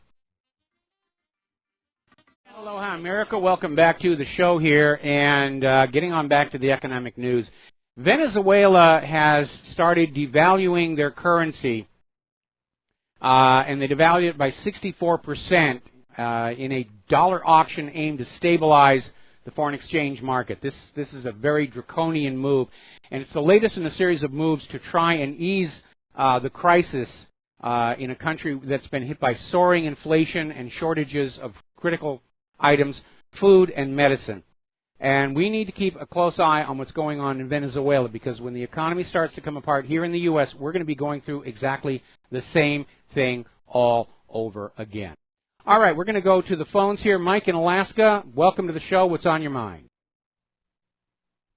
Yes, hello, Mike. Greetings from the last frontier. I was calling about that Kathy Griffith. Griffin, yes. Griffin, yeah. I'm sure you had a few calls about it, but I had a perhaps different take on it. I think that what she did is it all revolves around attention, and I think that it really shows a lot about our culture, because there's I looked up her Wikipedia, as soon as this happened and everything, and we've got a lot of these women like her, and there's no family, there's no children, and it's just, as they're getting older, I think this kind of thing happens where people are no longer paying attention to people like her, and it just gets more and more desperate to kind of stand out. I think we'll see a lot more of that with this group, especially younger people, where they've decided not to have a family or whatever, and then or begin starting one at age 35 or 40. That doesn't work. So, then there's a couple cats, and then there's all this negativity that comes about. I really see it as a woman who's very frustrated in life, more than the political angle. Well, I worked enough in the entertainment industry where I've seen the pattern over and over again, where you'll have somebody who's very famous, they had a TV series or a starring movie, and then their star begins to fade, but they still want that attention, and so they'll start doing things, and they're fodder for those supermarket tabloids about who's divorcing who and who was caught sleeping with whoever, and all that other nonsense. And it does seem to be a part of that whole celebrity experience, but I don't care what her motive was. It was tasteless, and it was very much over the top. And rather, it's getting her a lot of attention right now, but in the long run, I think she's actually done a great deal of harm to whatever it is that remained of her careers. I agree. I just think that you never see that kind of thing, someone that has a big family, or it also reminds me of a lot of these European leaders. There's a lot of childless European leaders, the French guy, the British woman, the German woman. And having a family can steady you out, actually. That's one of the nice things about having a family. Anyway, Mike, we're going to let you go. We're going to take a break for station identification, and we'll be back after these few words. And aloha, America. Welcome back to our show, hour number 3. The phone lines are open, 800-313-9443, and we're going to go to Rick in Arizona. Aloha, Rick. What's on your mind today? Yeah, Mike, Kathy Griffin's on my mind. I feel sorry for you. Well, I just want to make a comment that, Trump was the big shot casino operator in Atlantic City, and that means he's got the mafia connections. And whether the casino's Indian reservation or, you know, Las Vegas, you name it, that's the mob. And they just cut off Kathy Griffin's head in the entertainment industry. She had a job at the Route 66 casino in Albuquerque, and she was fired. And then ADT, the security company, pulled all their advertising. She's finished. Yeah, MGM Resorts has just announced that they'll never book her as an entertainer in any of their resorts from now on either. And she did it to herself. She did it to herself. Yeah, well, that's going to close the mouth of the left. You watch. That's all I got to say today. Thank you for taking my call. All right, you got it. Thank you very much. And it's not closing the mouth of the left. They're out there trying to make it look like she's the victim now. And even Fox News is reporting on how all these liberals are literally attacking Barron Trump for being traumatized by this photo. And again, I think it's really going to hammer home the point. There is no compassion out there in the liberal mindset, and it really is kind of ugly. All right, another phone call. Joe in New Jersey. Aloha, welcome to the show. What's on your mind? Mike. Yes. Yeah, about that Uber thing. I was doing car service limo business for 22 years under my own name, Joey's Town Car Service, and due to a heart issue in late in 15, and then a rogue driver, I had to sign up for Uber. At 69, what am I going to do? I can't do iron anymore. So I'm driving a car, my car, for Uber, and just for the hell of it, I did 4 trips this morning within an hour, and I got paid a whopping $15. Yeah, that doesn't sound very good. Uber is not cracked up to what they advertise. Well, there's also the other issue that when you're dealing with a regular cab company, you know who they are. The driver's identified, and the drivers have been checked out before being hired. Somebody can pull up and say, I'm from Uber, and you can hop in the car and all of a sudden find yourself the victim of a crime. Plus, there's also the issue that apparently a lot of Uber drivers themselves have been victims of crimes as well. So it was an interesting concept, but it had serious design flaws, and now apparently, for whatever reason, they're losing hundreds of millions of dollars. And maybe somebody ought to take a good look. Maybe somebody ought to take a good look at the books to see if there's some kind of financial skullduggery going on there, because that's a huge amount of money to be losing. And prior to this announcement, they lost $900 million in the quarter before. Yeah, that's. If I were with the SEC, I'd be taking a look. What am I saying? The SEC doesn't ever do their job anyway. Right now, it almost seems like our entire economy is being held together with scams and frauds.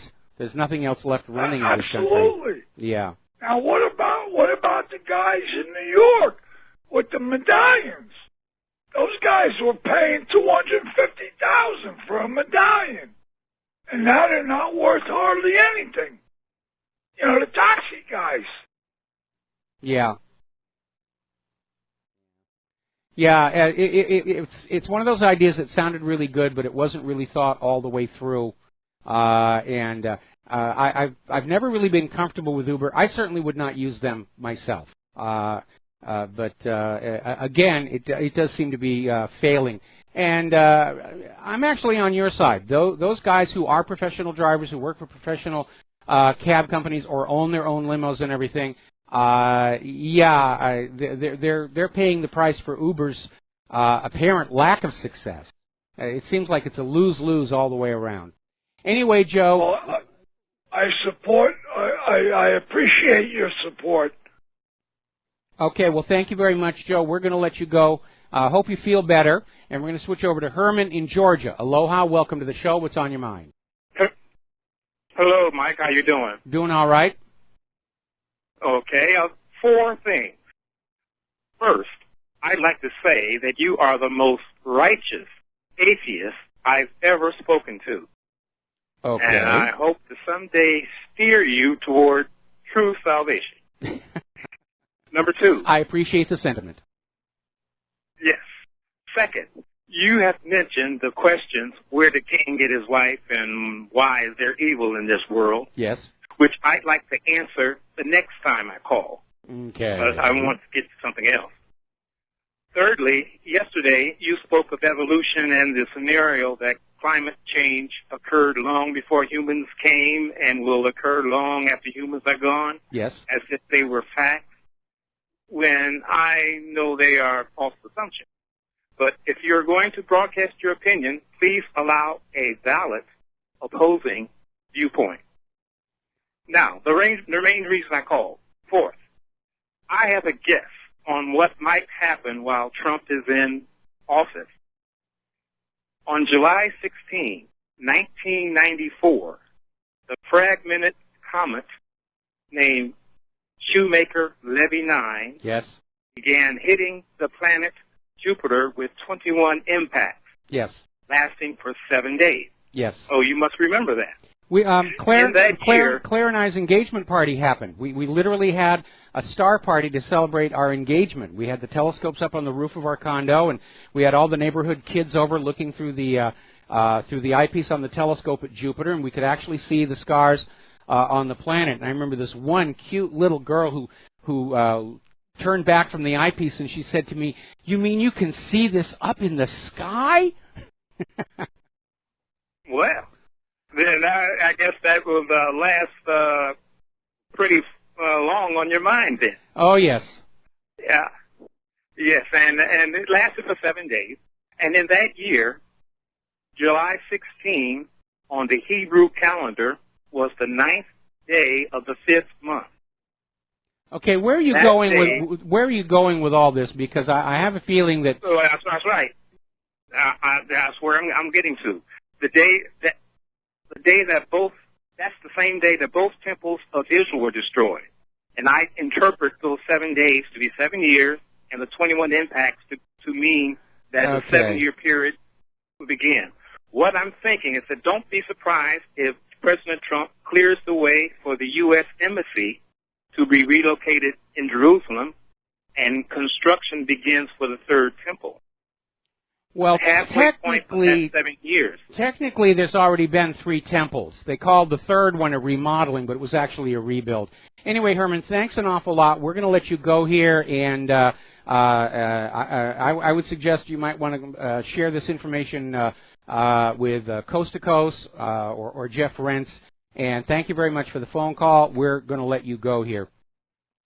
We're going to do a quick shout-out now to our on-air affiliates who are just now rejoining the network.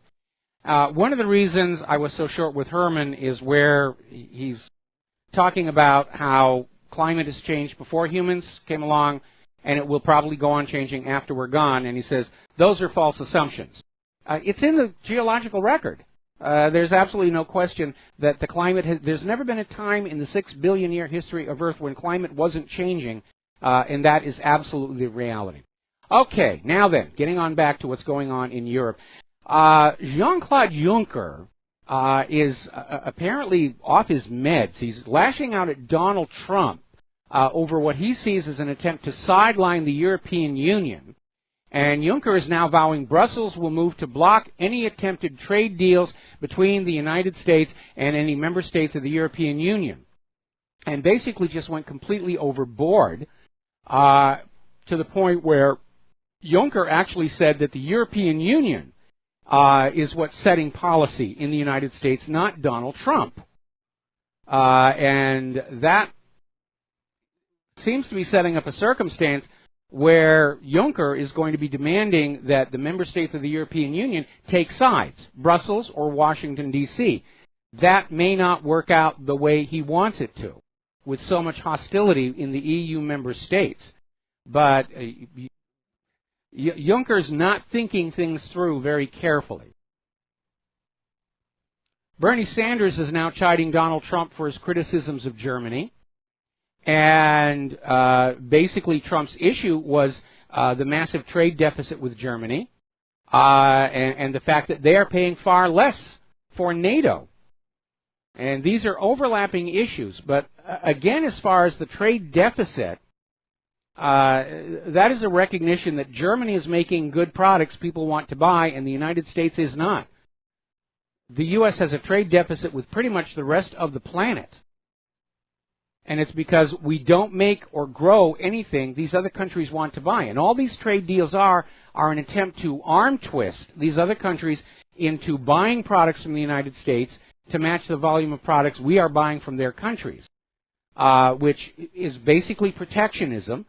And the real solution, and Trump campaigned on this, bringing back our quality manufacturing, bringing back the production of products other countries want. Then you don't have to worry about a trade deficit. He's going about it the wrong way. He's continuing on the same policies that have accelerated the trade deficit to this point. These other countries are not going to sign these trade agreements. Now, as far as NATO, Donald Trump is actually correct. All these other nations are in NATO because the United States is paying the lion's share of the money, and by being a member of NATO, these other countries are getting free things. Bombs, bullets, tanks, jeeps, airplanes. And it is a huge strain on our economy at a time where our economy cannot support it any longer. So Donald Trump is right about that. Most of the EU friendship from the United States is on the idea that the United States has been so generous to the EU over the years. You start cutting off that money and you find out who your real friends are in the world. George Soros is now out there wringing his hands and tearing what's left of his hair, saying that the European Union is now in an existential crisis, and he's describing Trump's America as a hostile power. In other words, hostile to Soros's dream of a global government. So now all of a sudden, the United States and Donald Trump are in George Soros' crosshairs, which may explain why Soros is pumping so much money into Black Lives Matter and Antifa and all these other groups to try and create chaos in the streets of America. We were concerned about a color revolution in this country following Donald Trump's election. I don't think they've given up on that plan. I think it's still out there. Now, over in Great Britain, in an article in the Mail on Sunday, Tariq Ghafoor is saying there are simply too many extremists on the streets of Great Britain for the police and MI5 officers to monitor. They're trying to make excuses for why they weren't watching the Manchester bomber. And this Mr. Ghafoor, who's an assistant commissioner of Scotland Yard, is saying it's time for internment camps. To basically set up some large internment camps, and all of these refugees be kept in the internment camps while their requests for refugee status and visas are being processed. Obviously, this will be opposed by Brussels. Meanwhile, so far this year in the United States, the U.S. government has admitted 46,371 refugees. And it was up 19% last month. Still pouring on in. Now, over in New Jersey, there's an illegal immigrant who's managed to get arrested for burglary twice last week after forgetting his correction center intake papers in the second burgled home. Talk about dumb. He got let out on this new generous bail law, and then he robbed another home and he left his paperwork. And he got arrested while he was attempting a third burglary. Now, common sense has to tell you that any nation has a right to decide who comes in and does not come into their country, in order that the people who are allowed into the country are going to be a benefit to our society, that they're going to be productive, contributing members of our society, that they're going to integrate to our society, as Teddy Roosevelt said was a reasonable expectation. And what is very alarming is all these open borders activists whose attitude seems to be that we don't have a right to judge the people who are coming across that border. We don't have a right to screen out those with contagious diseases, that somehow we're being racist and discriminatory.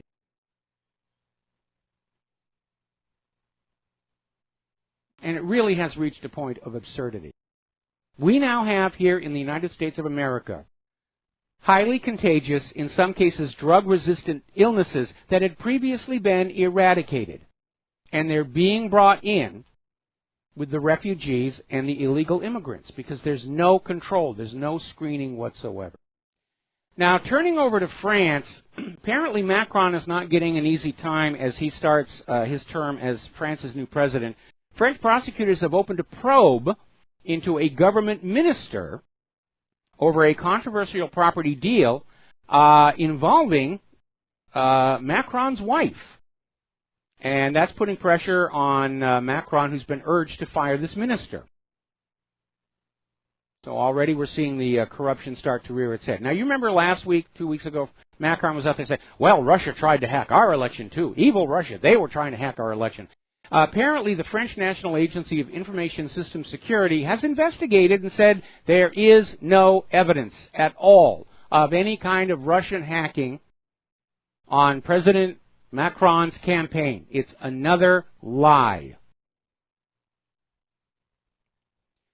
Now let's talk a little bit about Obamacare versus Trump Care and the third option, because there's an article over in Alternet where somebody has actually done a study that actually crunched the numbers regarding a single-payer health care system. And they did the study in California.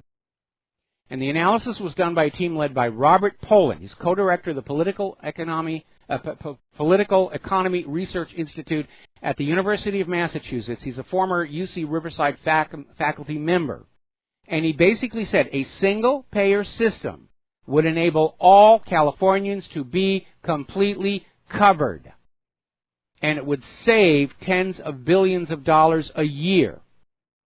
Of course, the whole point of Obamacare was those tens of billions of dollars every year were going to be profit for the health insurance companies, who would then kick part of that back as taxes to a desperately broke federal government, along with generous speaking fees and so forth and so on.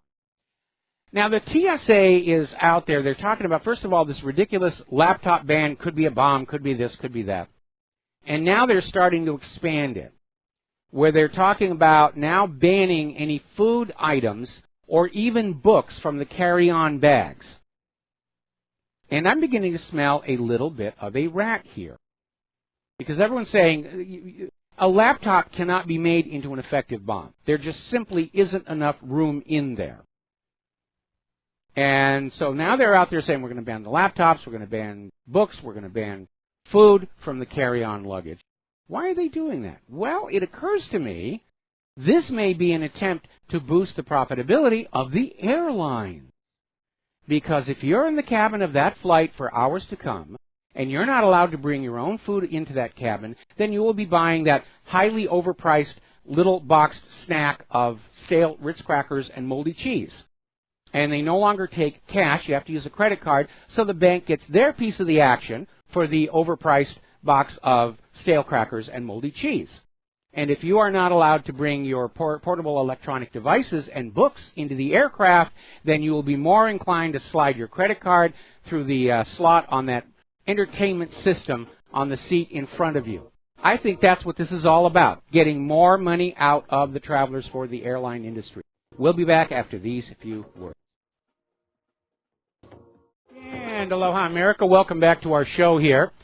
Getting on to the subject of education, we were talking the other day about this teacher who apparently was a heavy drug user. When they caught up with her, she had needles in her purse, including exposed needles, which that's incredibly dangerous here. And there's no question that our educational system is not about education, it's indoctrination, especially under Common Core. And I think there's a little bit of a wake-up call. This is being reported by WorldNet Daily. Apparently, 6 Baltimore schools, they did a survey and found out that not one single student was able to pass the state's proficiency test in the subjects of math and English. And Apparently, scores of 405 indicate proficiency with the subject, but at Frederick Douglass High School, only one student got as high as a 3 on the state exam. Everybody else was a 2 or lower. Now, that is an epic fail. It's an embarrassment. And it does show that the dumbing down of America is proceeding apace. You don't need an education. Just believe what we tell you.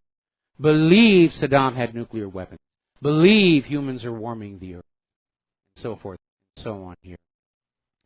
Apparently over in Houston, an Antifa group there is now calling for the removal of Sam Houston's statue from Herman Park. They're trying to erase our history. It began with the Confederate symbol, still continuing the Confederate symbol. Now they're Sam Houston? I can't even imagine what their rationale for that is. Oh, he's offensive to the Mexicans because he defeated Santa Anna. Amazing. All right, let's talk about computers here. As you know, there are a lot of so-called password managers that are available, and I've always warned against them. You should keep your passwords locally, on a spreadsheet, on whatever. Don't even have them on your cell phone where they can be read remotely. And apparently, one of the online password managers, OneLogin, has been hit by a data breach. And they're saying it affects all customers served by their U.S. data center. And apparently the perpetrators were able to decrypt the encrypted password data. So obviously if you're using OneLogin, you need to get on in there. You need to change all your passwords. And of course, changing your passwords on a regular basis is a pretty good thing to do anyway. Because very often the cyber criminals will do a brute force search and find your password, and then they'll save it for later use. And so changing your passwords on a regular basis is a good way to prevent them from coming on back. Now, getting on back to Hillary Clinton and her mishandling of classified information, remember that story earlier in the show, Judicial Watch has discovered emails proving classified information was sent to the Clinton Foundation, which was not entitled to receive it, did not have computers cleared to hold it.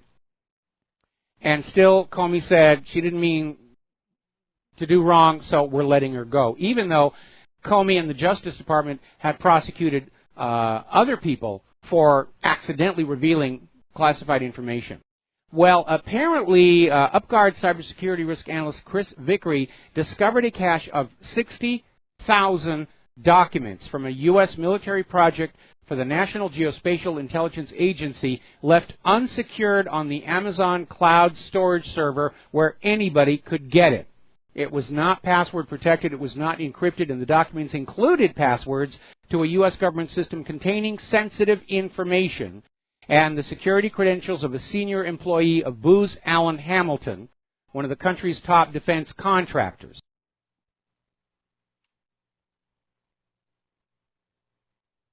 That's a serious, serious breach. And it's another reason why I don't like the idea of the cloud server anyway. Especially if there's sensitive information. It shouldn't be out there.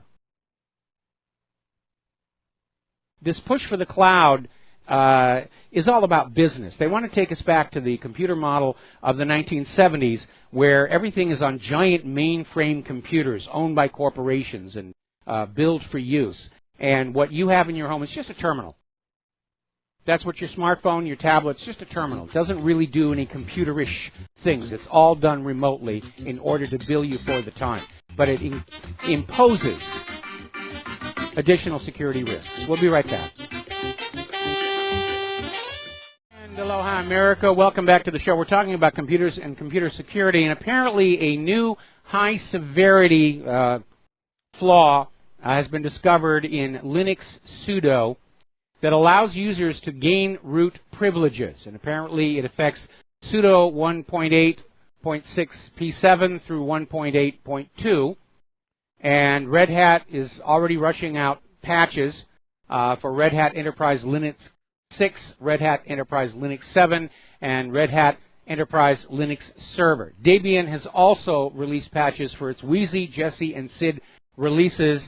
and SUSE Linux has rolled out fixes for a number of its products as well. So apparently this was a nasty one. Maybe it was another one of those NSA backdoors that somebody finally stumbled over and said, we've got to close this one. Now, we know that WikiLeaks has been making these CIA leaked tools available to software providers to patch these wormholes that were put in there, and maybe this is what's going on with this.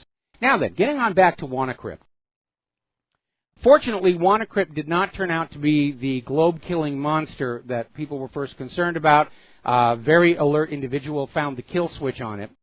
And it turns out that this WannaCrypt was primarily aimed at Windows XP systems based on the code in it that was adopted from the NSA tools that were leaked to the dark web, which tells us those NSA tools are still living in the days of XP, and they may not really be up to date for Windows 10. Nobody can get anything to run on Windows 10 anyway. But it turns out now that experts over at Kaspersky Lab are finding that the wrapper around the NSA code blocks is actually very poorly written.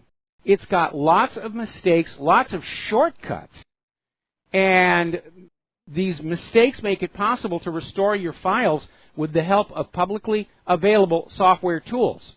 In one case, as an example, a mistake in WannaCrypt's read-only file processing mechanism does not allow it to encrypt read-only files. Instead, the malware creates encrypted copies of the file while the original files are untouched and they're given a hidden attribute. So unless you've got your Windows set up to show hidden system files, you won't see that the files are still there. And it's all very, very easy to undo. So it looks like whoever put this together did it very, very hastily. Now, the Electronic Frontier Foundation has filed a Freedom of Information Act lawsuit against the Trump Justice Department demanding access to records about FBI training and payment to Geek Squad workers to search customer computers without a court warrant. Now, we know this all broke into the public eye with this idea that if Geek Squad technicians working on your computer saw something inappropriate like child porn, that they were free to report you. But now it turns on out that apparently the FBI was literally funding and encouraging and training the Geek Squad people to spy on people's personal computers. And that is another sign of dictatorship. And it's another reminder of what the FBI is really like. They're not the swell bunch of Joes you see on TV shows and movies. This is what they're really all about, finding ways to spy on you in violation of that Fourth Amendment. Now, obviously, anybody who's using a computer, if you have information that is sensitive, it shouldn't be on your main computer. It should be on a flash drive. It should be air-gapped. But it is rather amazing how people just leave stuff on their computers and just think that that's going to pay. That's what brought down Anthony Weiner. He had all this sexting information on his laptop along with all those State Department emails.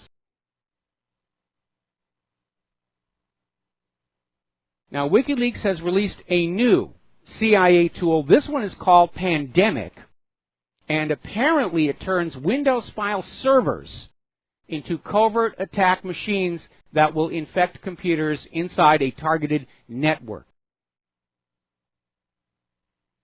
So there's some nasty stuff out there. All right, we're going to take a phone call. Glenn in Philadelphia, aloha. Welcome to the show. What's on your mind? Hello, Mike. About that questionable French deal you talked about. Yes. When the seller said it's going to take more than this to cinch this deal, Macron said, "Take my wife, please." Oh, God. And when he turned him down, he says, "First they want to recount. Now this, I don't get no respect." You know. Oh my goodness. I miss Rodney Dangerfield. And you know, yeah, I know. He was your classic entertainment success story. He was working as an aluminum siding salesman when all of a sudden his comedy took off and he became a star. And that's always the fun stories. I hate to be sitting across the table in his sights. You know, just tell me where to sign. No, stop. I can't breathe. I'm laughing too hard. I'll sign anywhere, you know. But he was a real genius. Yes. I love Back to School is just awesome, you know. Do you know anyway, where? right. Do you know where I really got a lot of respect for Rodney Dangerfield, because we always saw him as this bumbling, goofy comedian guy. Did a couple of movies, and then he did that one role in Natural Born Killers where he played the evil father, and he was just so convincing. And all of a sudden you realize, ooh, this guy really can act, and he's got range. And it was just chills. Anytime I see any actor break out of their stereotype and decide to do something that's really so counter to their image, that's always going to win a lot of respect. When Robin Williams did 1 Hour Photo, oh my goodness, what absolute! That was when I knew he was just a great star, and we certainly miss him as well. Anything else? Yeah. No, that's it. It's very hard to break out like that once you're typecast. But anyway, all right, thank you, Mike. Well, actually, let's be very honest. A lot of actors, when they get a success, they don't want to break out. They don't want to take the chance. They're scared to do it. They always want to go on doing what they've been doing because that's their safety zone. And they're making a lot of money, and they'll just go on doing that, and they're perfectly happy with that. Others get very frustrated when they're put into a stereotype, and they can't get out of it. And a good example of that would be Vincent Price, who had been classically trained, and he was a wonderful actor, and early in his career he got sucked into doing all these horror movies, and that was all anybody ever wanted him to do. And toward the end of his life, he was very, very bitter, because he knew he could be better than that, and he was never, ever given the chance. That's a shame. I do find myself to this day saying, have a pen. I'm sorry, I missed that. I do still walk around to the day saying, have a pen. You know, Rodney Dangerfield. I just still have a pen. Yes. They run around handing out pens, you know. But anyway, yeah, it's the typecasting thing. I'm thinking also of Captain Jack Sparrow. The people, actors get stuck in similar roles, Tonto, all that sort of thing. Oh, I mean, let's face it. Tonto stole that movie.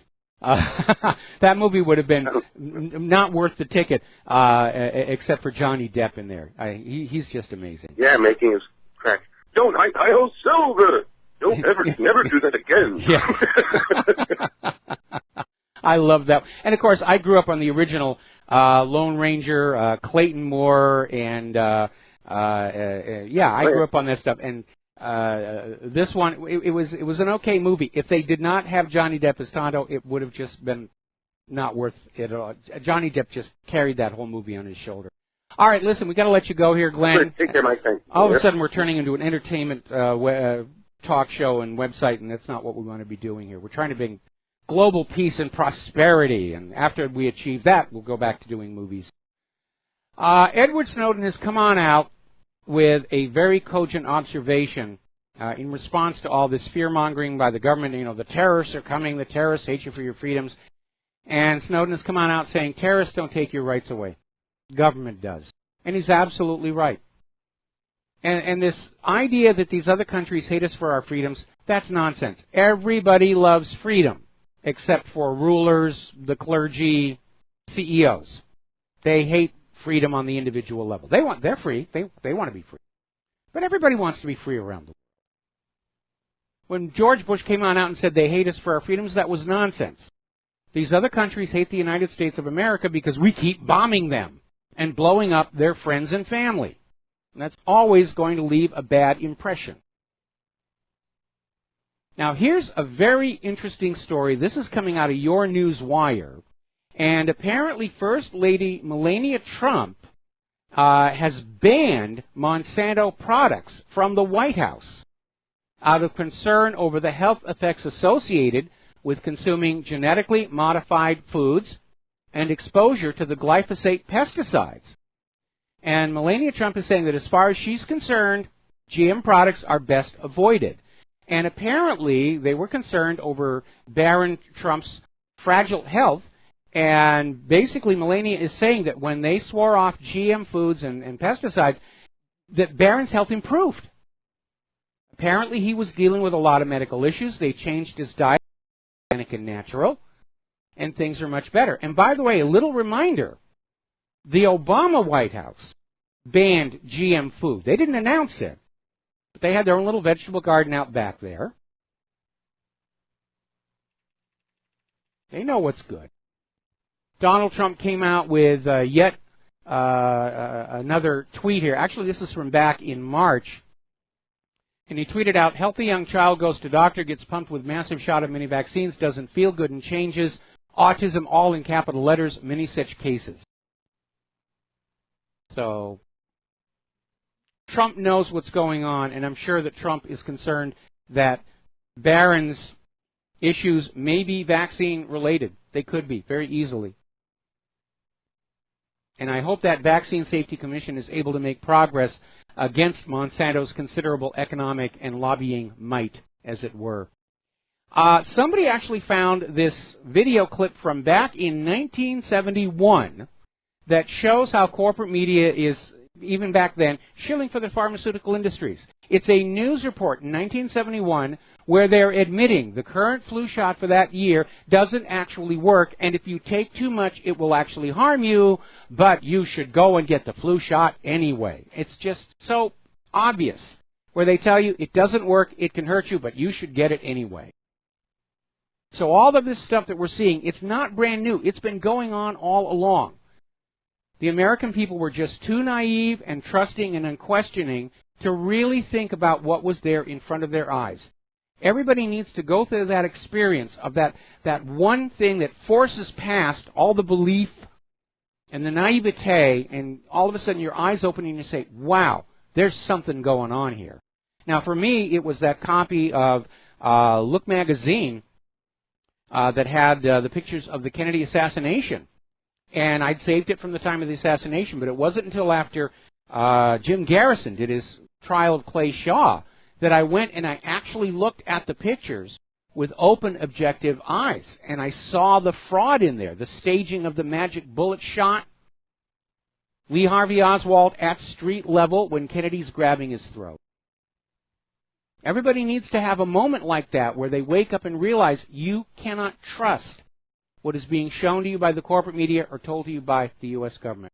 Now, do you remember the EpiPen, big, huge scandal? The EpiPen manufacturer just ran the price up incredibly high, and it really cost a lot of money for the American people who need these EpiPens to be able to deal with some of these adverse reactions to things like peanuts, which are themselves an artifact of vaccine adjuvants.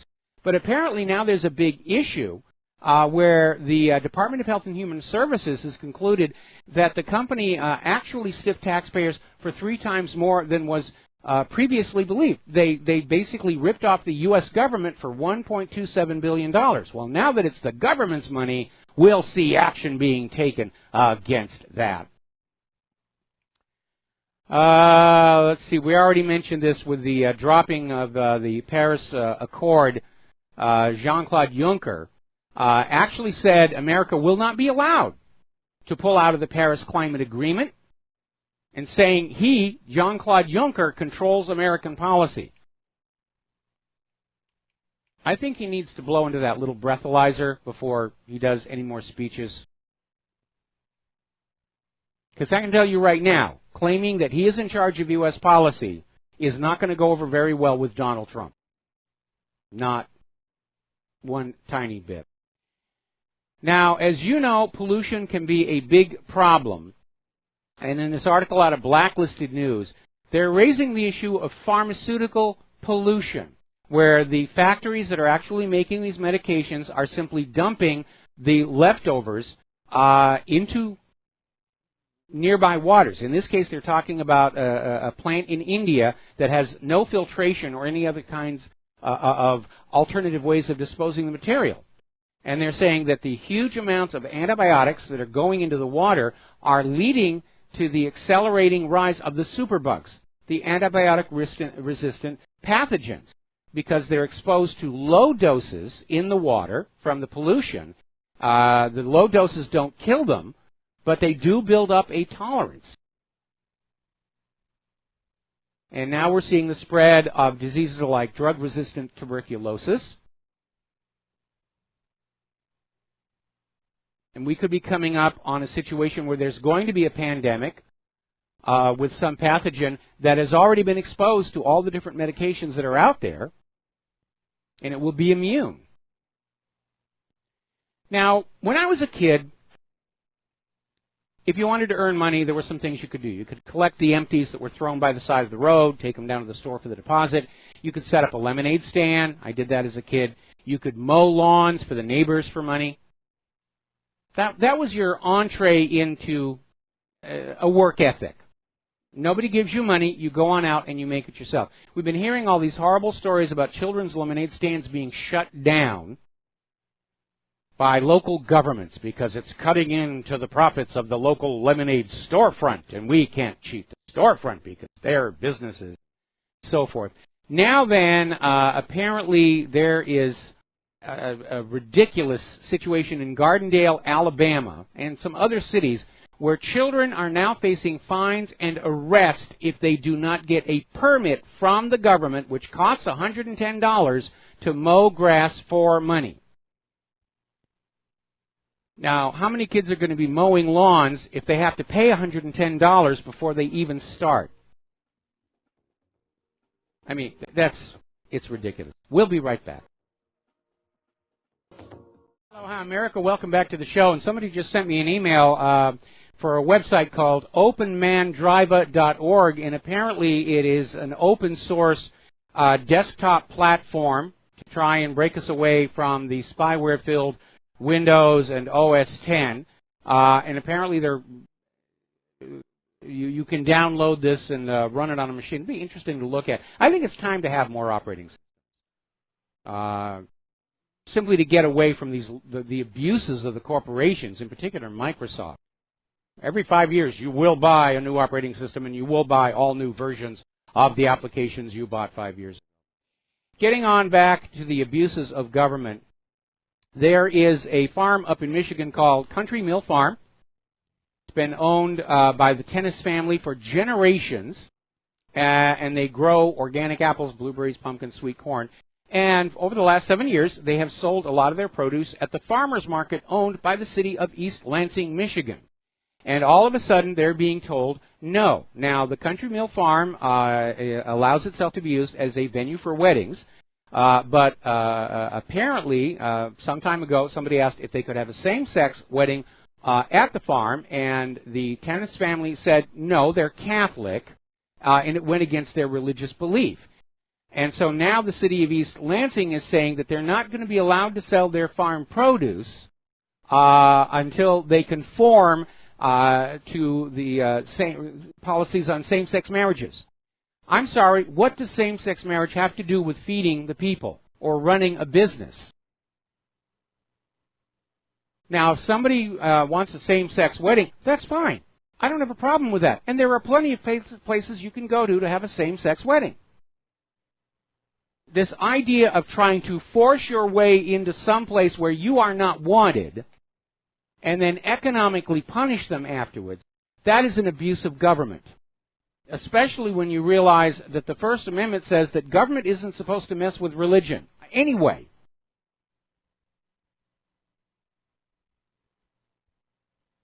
We're really in the bread and circuses phase of the deterioration of the American empire. Anybody whines loud enough, they're going to get what they want. Let me give it a try. I need $5 million. You're discriminating against me if you don't give me $5 million. It's a microaggression. I need some Play-Doh. Claire's laughing in the other room here. If you are a consumer of the Pepsi products, you're going to love this little story. Apparently, back in 2013, the Center for Environmental Health released test results showing that the Pepsi drinks contained a chemical called 4-methylamidazole. And it is a compound that is formed in the manufacturing of caramel coloring. It is a known carcinogen. Pepsi denied it, said that absolutely it wasn't in there.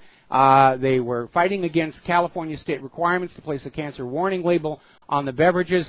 Now a class action lawsuit has been settled, And basically Pepsi is now saying, yes, we were feeding you a carcinogen, and we'll try and keep it down to 100 parts per billion for all Pepsi products sold within the United States, meaning if you're in another country, you're still going to get your full dose. Fascism at work. All right, there's the music. Time for me to get out of here.